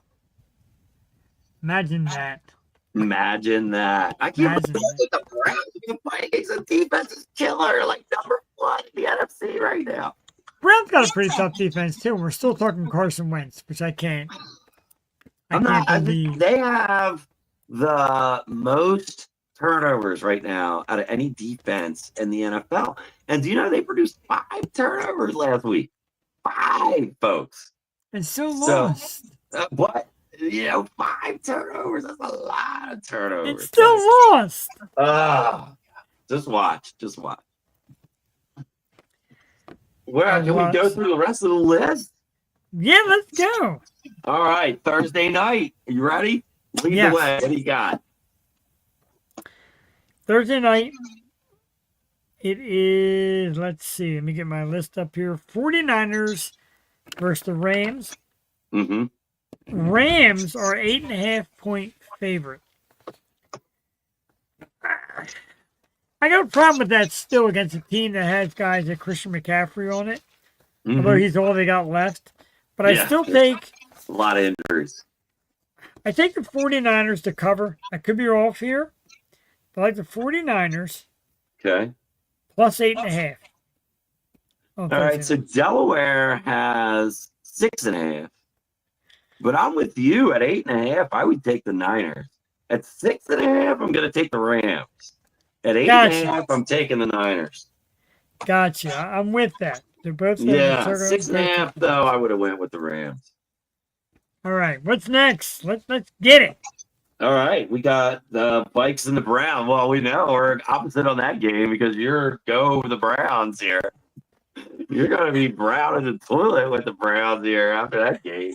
There's something like a couple weeks ago when Carson Wentz played, he played decent. Everyone's like, wow, Carson Wentz is back. No, he is the guy that he's become. And that's why I'm sticking with the Browns plus 3.5. That's good. We finally have a difference, and Vikings will make you and the Browns look like turds in England, so that's good. All right, Dolphins and the Panthers, Jeff. What do you got? This is a tough game again. And here's the reason why. Now, my point spread shows 1.5. I don't know what you have on yours. Yep, 1.5 is what I got. And 1.5, and it looks like the Dolphins are favorite. two teams on a wacky route. Panthers pitched a shutout a couple weeks ago against Atlanta and then laid out a stinker last week. Mm-hmm. Miami was dead in the water. Ugh. Started playing a decent game against the Jets and lose Tyreek Hill for the year with a Gone, leg son. injury that is disgusting. That'll probably be his last play as a Miami Dolphin. Right. Mhm. Bad way to go. Miami's got talent. Mm-hmm. Miami has good coaching, even though he's a whack. Guys, Miami weird. does not have continuity. They don't have a team spirit. And I think in Carolina, the Panthers, plus the 1.5, managed to pull this one out. I'm with you. That's who I'm taking. I'm also going to take the under on that game. I don't see a lot of points getting scored there. And they got 44.5 for the under. So Wow. I'm going there. And you know, the other point, I think this week, the most fights in an NFL grandstand I saw was at the Panthers game. So them fans are fired up. They are ready to go. And the Panthers are going to fight like the fans fight in the grandstands. I'm sorry. I've watched a lot of Dolphins. Dude, Panthers I are saw a 6 point- different fights from last week's Panthers. A game. 1.5 underdog in your own stadium to a team that's 1-3 with their only win coming against the fucking Jets in a game they almost gave away. Stop This is it. even better. I think 4 out of the 6 fight clips I watched, they were Panthers fans fighting Panthers fans. I like that. I like that even more. So, yeah, but I'm taking the Panthers, baby. I'm with you. They're I'm with going to that. take it. There's going to be fans fighting. It's going to be great. What do we got next? Cowboys and the Jets.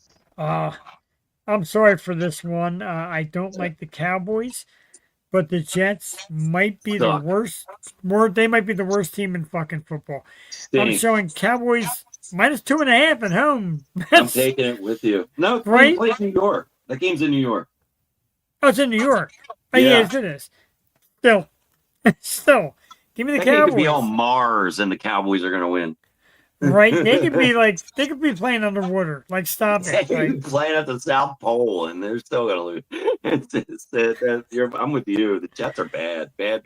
Jets are Possibly so bad. tied with the. I'll agree. Possibly tied for the worst team. And there's no the Cowboys defense stinks. Nothing stinks like that. Please. No. Please. Nothing stinks like that. That's raw shit right there. What's next? I got the Colts. My Colts with their no nonsense owner playing the Raiders. That's in Indy. God, the Raiders are fucking bad too. Oh God, they're probably tied for worst team, ain't they? Raiders and Jets in the toilet bowl. I don't understand. Here's what I don't get. Well, while we're doing this, I want you here because I need your opinion. I know we're running close to 10 o'clock. We're going to blow right past that. Yeah, we're doing Whatever. Why would you build one of the most perfectly made stadiums in football good. Yeah. in the #1 tourist town in the United States, in the highest gambling capital of the United States, where all the glamour and glitz, and they have violinists. One of them was on our show. Violinists in the stadium. Why the fuck would you make Geno Smith your fucking quarterback? What is wrong what a with joke, this right? team? What a joke, right? I mean, when you are the team in one of the resort destinations of the United States of America, you should be elite, right? I would say this about the Commanders too, because I've met people from all over the world in my life, and a lot of them will say the same thing. You know, where we come from, our nation's capital, they have the best sports team. And there was the Redskins.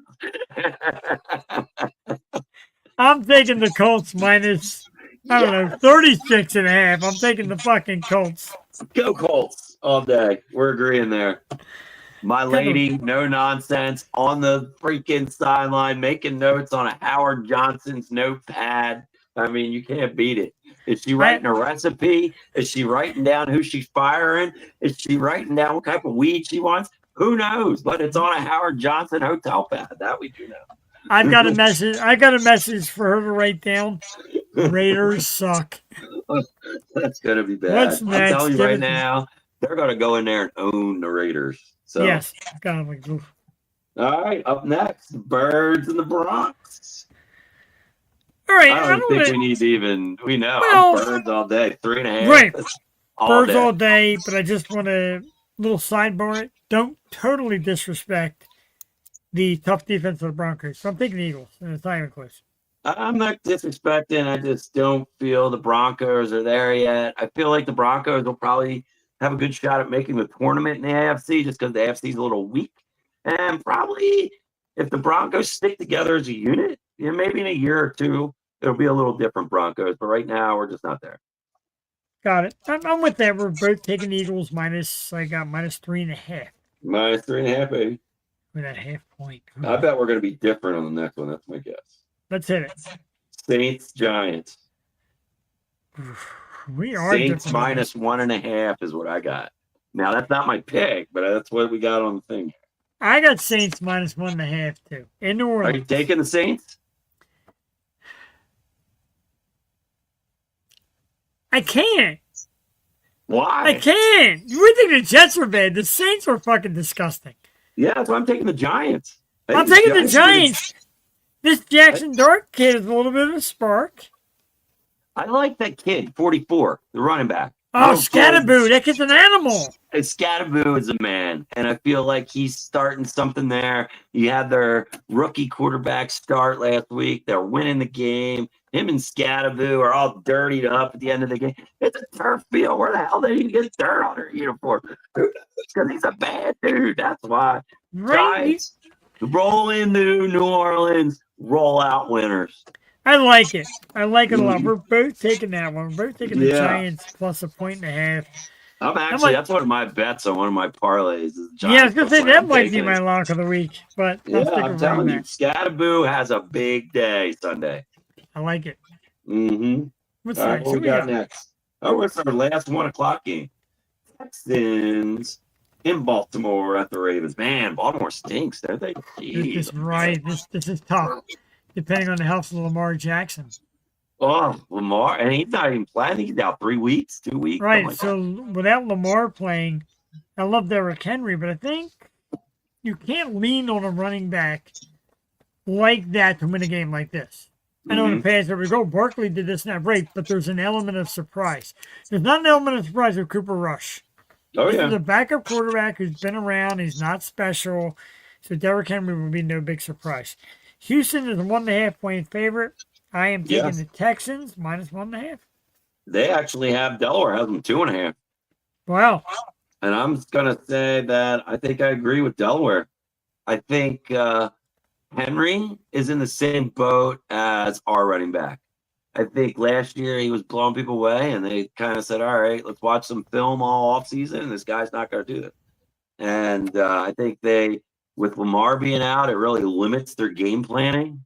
And you're going to have Henry going to have to carry a lot. And I just think teams have figured him out. And I think that the Texans fly back from Baltimore with the W. I like it. I like it. I like a few of these. So, well, we're on to our afternoon games. It's 4 p.m. And we kick off on CBS with your Cardinals against the Titans. We already know my feeling. The Cardinals need this game. This is almost like a fucking Super Bowl for this fucking We're team. definitely opposite on this one. And Murray trust me, is such dude, a turd. I despise Kyler Murray. But if you look at the stats between Marvin Harrison Jr. and Marvin Harrison Sr., both Yes. their careers started exactly the same. Stats are almost identical. Marvin Harrison Jr. starting to come around Yeah. just enough for a bad team like the Titans. I'm on Cardinals all day with that minus 7.5. I'm not And sure I if I hate put Kyler Murray as my starting quarterback in my Pop Warner league at this point. Okay, Because he's shorter than the kids. stinking it up. So I'm going against you. Take your Cardinals because I'm taking the Titans, baby. Wow, they took the Titans. That's Yeah, they got 8.5. They I feel suck. like if the Who do they Cardinals have? win, it's going to be like a 2-3 point game at the most. Do this for me. Name the best player on the Titans. Name You the best can't, player right? on the Cardinals, right? Come on. Marvin Harrison Jr. is coming back. They got a good defense. There's nobody on the Titans. They're so unmarketable. It is insane. There's nobody there. You're like, wow, that guy's a fucking good player. Nobody. You know, there's a good thing to be said about that. When you are an unheard of, you don't have expectations to lose. So you can go out and play hard and win. So that's why you're going to see the Titans whoop Murray's ass one more time. Who's next, please? Next up. Please, who's next? Oh, I like this one. Seahawks going against the Bucks in Seattle at 4-5. 3.5 is where Delaware is to the Hawks. 3.5 is where ESPN is as well. I am going to go with that. I'm going to take Seattle minus the 3.5. Kind of an enigma team, and I think a better team than people think. Tampa, everybody thinks is this real special team. No. In the end, it's still, despite his stats, it's still Baker Mayfield. Might not have his best running back, Bucky Irving. His defense isn't that good. And there's some kind of weird-ass magic in the regular season behind this Sam fucking Darnold. Taking Seattle. Oh, I'm with you. Seattle all the way. I feel like they have a really good defense. They're ranked up there with Minnesota. I think they have like second or third defense in the league right now. Yeah, so good defense. What's Baker Mayfield going to do with that? Not a whole lot, probably. I'm with that. I still cannot stand Baker Mayfield. What's next? Why don't you like him? What is the point that makes you hate on the bake?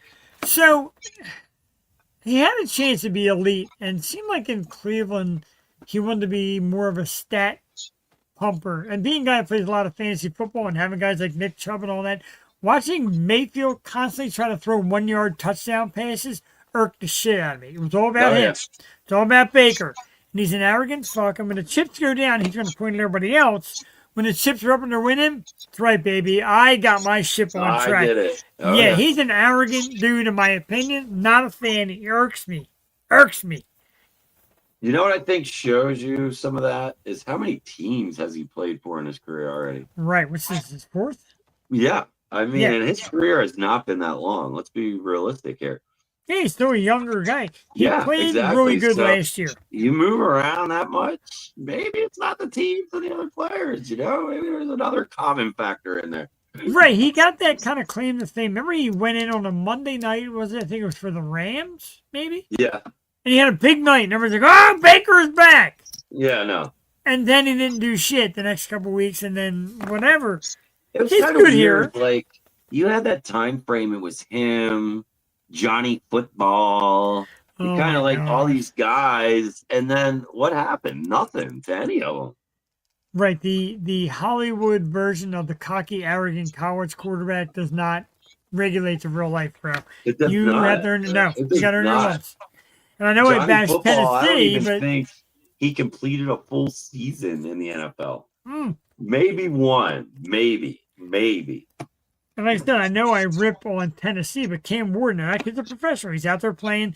Jaden Daniels, guys like that. These young quarterbacks are playing the game, learning it. Drake May, everybody thought was dead. Is having a nice season in New England. Mm-hmm. But those guys, like Manziel and all that, cocky. Yeah, I'm still a frat boy. No, you're not, dude. You're in the NFL. Yeah, exactly. You know, it's funny. You said Patriots, and I thought they were next, but they're at 8:00. But next, Lions Bengals. Please. In Cincinnati. Next. 10.5, Jeff. It could be 100.5. Fucking Cincinnati. The Bengals are friggin' bad. And Monday night proved it. Monday night not coming back till next year. Right. Monday night proved it. Denver is not great, and Denver started making them look sick. Oh, they were so bad. So bad. Lions might be the first 100-point game in NFL recent history. I never, ever take double-digit lines. I think it's unrealistic in today's NFL, but it's the Bengals, so give me the Lions. I never, ever until. I love it. Yeah. Lions are really good. Well coached. Gutsy. Good ball. I feel like the Lions are, typical Lions. They're going to do good during the season, and then somewhere in November, December, we'll blow it. I hope so. So take them now early, because now's when the Lions are good. I like that. Okay. All right, up next, Chargers. The Commanders will be coming to visit them. God. And that's You 2.5 on our card to Chargers, minus 2.5. This is a bowl game. I don't know if you know that or not. This is a bowl game. Well, Commanders don't have what's McDaniels is out. Daniels is playing this week. He is. Yeah, Must they be just announced. They just cleared him this afternoon. He was on the Okay. All and right. medical staff is still looking. As of this afternoon, they cleared him. Trust me, fantasy football junkie. He's on my team. I get the alerts, bro. So yeah, he just announced today he's going to play. Then I'll take the Commanders with plus 2.5. All right. Because this is the bowl of two teams. You never know which one's showing up. And These are here's Jekyll-Hyde the deal. teams. It's just the Chargers came into this season with so much hype. We're going to be so great and hardball and this and that. And you're just, I'm not seeing anything spectacular down there. I'm going with the Commanders. I'm a little shocked at myself because I'm a Chargers guy from the days of LaDainian Tomlinson, but oh god, those are great. LT and oh my god, and Rivers throwing the ball. Oh man, who was the tight end? Gonzalez. They had just Antonio Gates was the tight end. Gonzalez was the tight end. Antonio Gates. Yep, I knew it was a G. My god, yeah, like that was one of the teams that should have had a Super Bowl. Yeah. Yeah, that was a team with a lot of talent. Yep. So you're taking your Chargers? Yeah, no, I'm taking the Commanders. We're both taking the Okay, Commanders. we're agreeing there. Okay, good. All right, up next is the one I wanted to see what you think. You got Bills Patriots in Buffalo, prime time. You got the other undefeated team in the NFL, possible MVP and Josh Allen. And while I like what New England's doing, I like the rebuild process. I like the way they're coming along. Like I said, Drake May, everybody thought, his NFL career's already done. He sucks. He's coming together. Yeah, I think he's not suck status. No, he's been serviceable now. And he's got like Tom Brady, a lot of no-name wide receivers. Like, who are these guys who are coming up making plays? He's got a good young running back. He's got a good veteran running back that they're leaning on now. Defense plays a decent game. But, bro, this Josh Allen. And at home. It's like, do you ever see the movie Braveheart? Mm-hmm. The way that Scotland fought for William Wallace is the way that Buffalo Bills fight for Josh Allen, dude. There is some magic, dude. There is some leadership magic behind this guy that these dudes lay it all out. I think the Bills minus the 7.5 on Sunday night. They have a huge win streak going too at home. Yes. It's I think it's the longest in the NFL right now. Oh, and wow. You do not want to go to Buffalo and play. You don't want to go there and play now. You don't want to go to play there in December. You don't want to go play there in a tournament. You don't want to go to Buffalo and play. It's like playing here. It's like playing here. It's close to playing here. Yeah, exactly. Those fans are rabid, and it's just so. Yeah, I'm with you. Bills. They could be 70.5, and they're gonna win. I like it.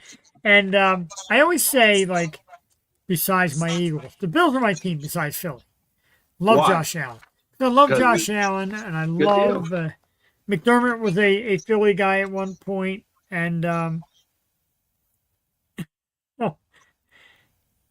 I work with that. For me, I like it's those blue collar teams. Buffalo reminds me of a blue collar team like Buffalo's Philly. very similar to Philadelphia.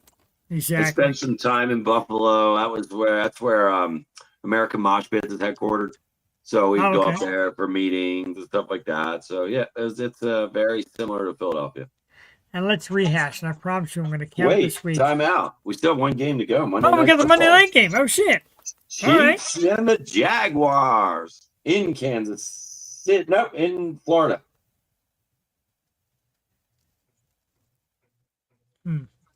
Looking at this. Can I go first then? Because I'm solid. I'm locked in.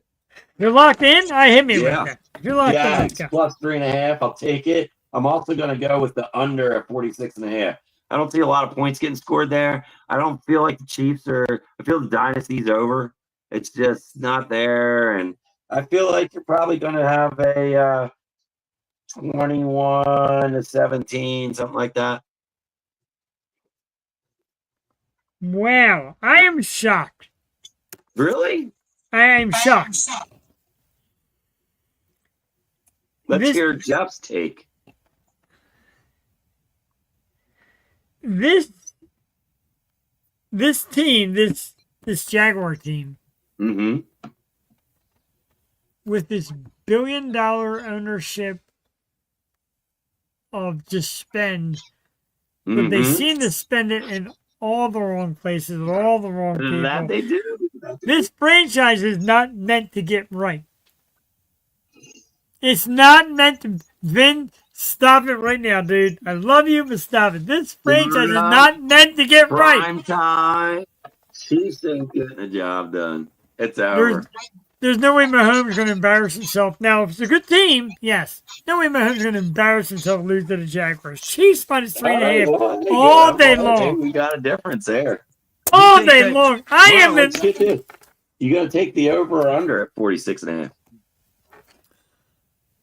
Sounds like you're an over guy. I still take the over. Okay, good. Then we're totally different there. That's good to see. Because Mahomes is starting to lock in with guys like Thornton, and there was like Thornton, but Thornton was a very promising rookie when he came in. Looks good out there. Worthy's coming back to healthy. Kelsey, old, but Mahomes, it's prime time where he does a lot of his good work. I think You're right there. Yeah. Yeah, I think it's the right. This is not a good team, and I love to see who Kansas City plays the following week. So I don't believe in them anymore either. I just don't believe in the Jaguars. I don't buy it. Well, this is their turning point. Here you go. Let's run it down. So we start off with Thursday night. We start with the 49ers and the Rams. We are both taking the 49ers, correct? Yeah, and you're keeping score here, right? Yeah. Okay, guys. Plus 48.5. Now, the game in London, 9 a.m. for you fantasy football fans who cry, I forgot to change my lineup. 9 o'clock, asshole. 9:30, I believe. 9:30, this asshole. Browns, Vikings. Vin and I differ. Vin likes Minnesota, who's been in Europe over the last couple of weeks. Yeah. I think Minnesota is shot with Carson Wentz. I like this Browns defense being aggressive. I'm taking the Browns. Defense wins games. Defense wins championships. So they say. So we have the next one. I forgot to write the opponent down. It's the Panthers And the Dolphins. And yeah. we both took the Panthers. That's right. We both agree that it's a done deal for Miami. Like, there's bad teams like Miami, and they can only beat teams that are worse. And that brings us to our next game. Cowboys in New York, minus 2.5 against the Jets.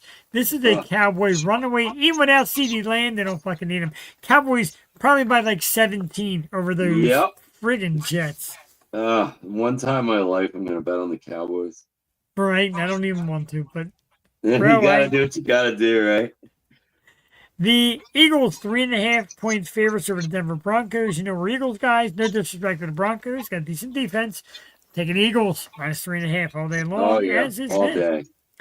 We did some agreeing. We agree on this one, which a lot of people might think we're wrong. New York Giants go into New Orleans as a 1.5 point underdog to the Saints. Vin and I both like the Giants. I like the young core with Jackson Dart. We love Cam Scatterboo. I think the Giants have a defense that can get better. I think the Giants' defense is starting to get a little better. I like the Giants there. I even started following Scatterboo on Instagram. He's got a really cool Instagram if you want to check out something cool. He's a beast. He'll end up in WWE someday. He's just that like tall. We both like the Texans, minus 1.5 against the Ravens. Uncertain with quarterback situation there. We differ. Arizona Cardinals, minus 7.5 against Tennessee. Vin thinks like I do that Kyler Murray is shit, but I still think this is a get right game for the Cardinals before they go off into oblivion. They talked about this all last week before the game. I was like, oh my God. You're saying the same shit, Jeff. Well, you know. This is a moment game for Arizona that they lose. Yeah, blah, blah, blah. We both like Seattle minus 3.5 against Tampa Bay, and why not? Tampa Bay banged up at the Birds game like Seattle. We both, I don't know, love, I adore, I love, I have passionate, mad, heartfelt feelings for the Lions minus a measly 10.5 against the Bengals. It's a lot of points. It's not a lot of points. Commanders, plus 2.5 against the Chargers. We both like that. I like Jaden Daniels coming back, getting healthy. Everybody says sophomore slump, but okay, he stopped in a sophomore slump to heal his body. I think he's ready. I like this I one. think he's ready Chargers. too. He just took a little hit there, and now he's back. Chargers are a team of streak. They had their winning streak, and it's time for that Charger losing streak. We both love the Bills minus 7.5 All day. against New England. We love that. That's like a slam dunk. We differ on the end for some unknown reason. In the world of people that smoke crack, Vin took the Jags minus 3.5 special, over the baby. Chiefs. We're gonna on be Monday sitting here night. next week, and you're gonna be like, "How did you know that one?" I'm gonna be like, "I just knew." Bro, I am. I work Tuesday, but I'll still be up for the game. I'm gonna message you right after the game. If the Good. Jaguars cover, I am messaging you right after the fucking game. I can't wait. Man, I love these cards. We're having a good time. I find that to be fucking impossible. Brought to you by Delaware Lotto and ESPN. ESPN in I your didn't know face. they had ESPN lines. I didn't know that. Oh yeah, if you go to the app, it'll give you all the Mhm. games. And that's their lines. They're not pulling them from somewhere Right, they'll else. be like it's kind of hard to see, but they'll have the game. Yeah. Underneath it, they'll have the line and the over under and Mm-hmm. the money line, which is a big thing now. Hate the money Interesting. line. Yeah, my older son bets a lot of the money lines. I'm old, man. I like to go Wednesday to the store and pick up a Right? card and I'm with you. fill out my bubbles and get an actual betting slip in my hand. Yeah, I Get like off this. my lawn. Get off my lawn. Yeah, I like this. We both took the Rams plus 8.5. No Brock Purdy, no Ricky Pearsall, no Juwan Jennings. Oh my God! Come on, stop it. Beautiful. Stop it. Give me the Rams. The Rams. Well, Jeff, that was good. I'm glad. I can't wait to laugh at you about the Jaguar. I'm with that. I cannot wait for that. Real quick, again, we'll run down a list of who's coming up on the Yo Show in the next few weeks. And as you know, you can see Vin 9 o'clock on Wednesday nights. We do a lot of random stuff. We don't script Vin, just so you know. No. I do an outline of the show for the co-host. I never give it to Vin. So what you're No, we hearing, just roll with it and figure it out. And it turns out really well. People love it. right? So what you've heard for the last almost hour and a half is flat out random. Two people with a little bit of knowledge and a little bit of thought and a little bit of talk that just lay it out. A lot of random facts tonight. A lot of random facts. That's how we do it here Wednesday nights and Tuesday nights here on the Yo Show, 8 p.m. Coming up on the show. Tuesday night, Ben, if you get a chance, check out this band, Suede Aces. Used to be called Arcist. They've got a young lady who sings with, her voice is almost incredibly like old school blues mixed with incredible hard rock. Check that out. Tuesday night, Suede Aces. October 8th, your boys, the Gloom Club, will be in the house on October 8th. Excited for that. That's cool. Tuesday, October 14th, we get ready for Halloween. The very sexy horror film star Mary Kate is in the house. Nice. Big fan of the show, too. Love Mary Kate. October 5th, local pop punk band Return to Crab. Very cool. Love them. October 22nd is the rock band Full Disclosure. November 4th, we have Bryn Athens. November 5th, Ben, I know you know this one. In Memory. Yeah. Oh, yeah, In good. Memory on November 5th. November How 12th. about the band? They're good, too. Oh, the band is cool. They'll be on the show on the 12th. They actually reached out to me, which was freaking awesome. November 18th, everybody knows these guys in the PA scene. It's Defiant. My man Joe Defiant and the team will be here November 18th. November 26th is a local rock band, Twisted. They finally put out their first single. Excited for that. December 2nd, the fucking man. Yeah. The dude that might be a guy who might be a bigger mixture of geek cool than I am. Fucking Eric Abyss from Traverse the Abyss in the house talking about Mosh for And he'll be Tots. talking all about Mosh for Tots. Very excited for Mosh for Tots. December Very 9th, cool. we're going country December 9th with Mr. Ansel Brown. And December 16th, been a local Philly girl, violinist, incredible musician, Tink Thompson. Oh, very December cool. 16th. Love Tink. We've done a lot of violin here. We've probably had like 8 or 9 different violinists. That's very on the cool. program. I like it. I enjoy it. Well, good. And as I said, you can catch Vin, the Heavy Metal Tool Guy, here every Wednesday night, 9 o'clock till question mark. We have great guest co-hosts and a lot of great people. Tuesday nights, myself and Drew. Wednesday nights, myself, guest co-host, and Vin. This is the Yo Show. I thank everybody for coming out tonight. We're going to take you out, Vin. This is 93.3 WMMR in Philadelphia's Local Shots Artist of the Month. Good friends of mine named Stealing Society. This is their song Fun and Games for Jeff, from my man Vin. Have a great fucking night. We'll see you next week. Go Birds. Go Birds. Dickhead.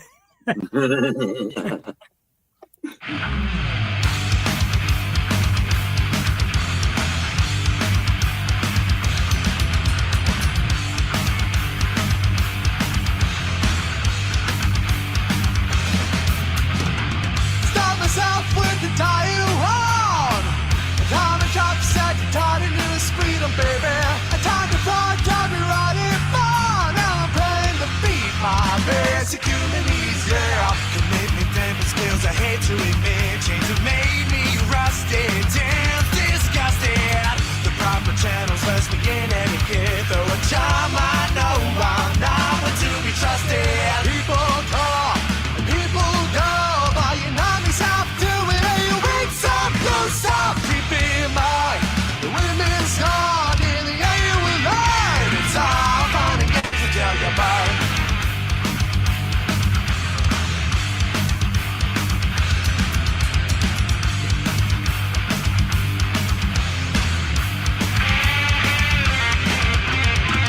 Time to stop with desire loss.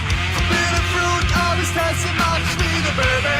Nothing is getting down. That's millennial love. The modern oxymoron. Now tired like a scalper, taking no pledge. Read the Kama Sutra, the main fit suture. No talk to feelings when I'm feeling the edge. I'm here for unlawful carnal knowledge. People call, people go, but you know me stop doing it. You wait, stop, close, stop, keep in mind. The women's gone in the air, you will learn. It's all fun and games to tell you.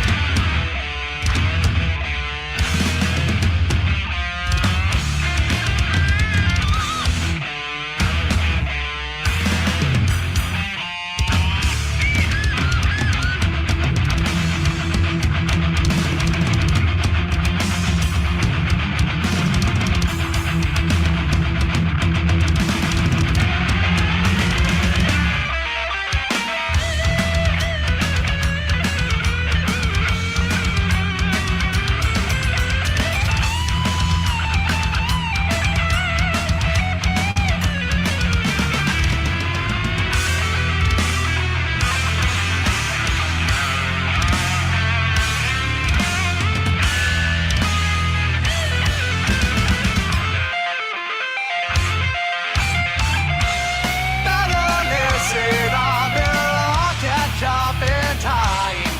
There's a sociopath inside of every screw-ducking guy.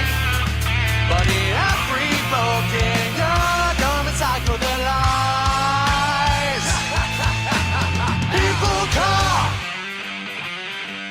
people go, but you're not yourself. And you're wearing some boy.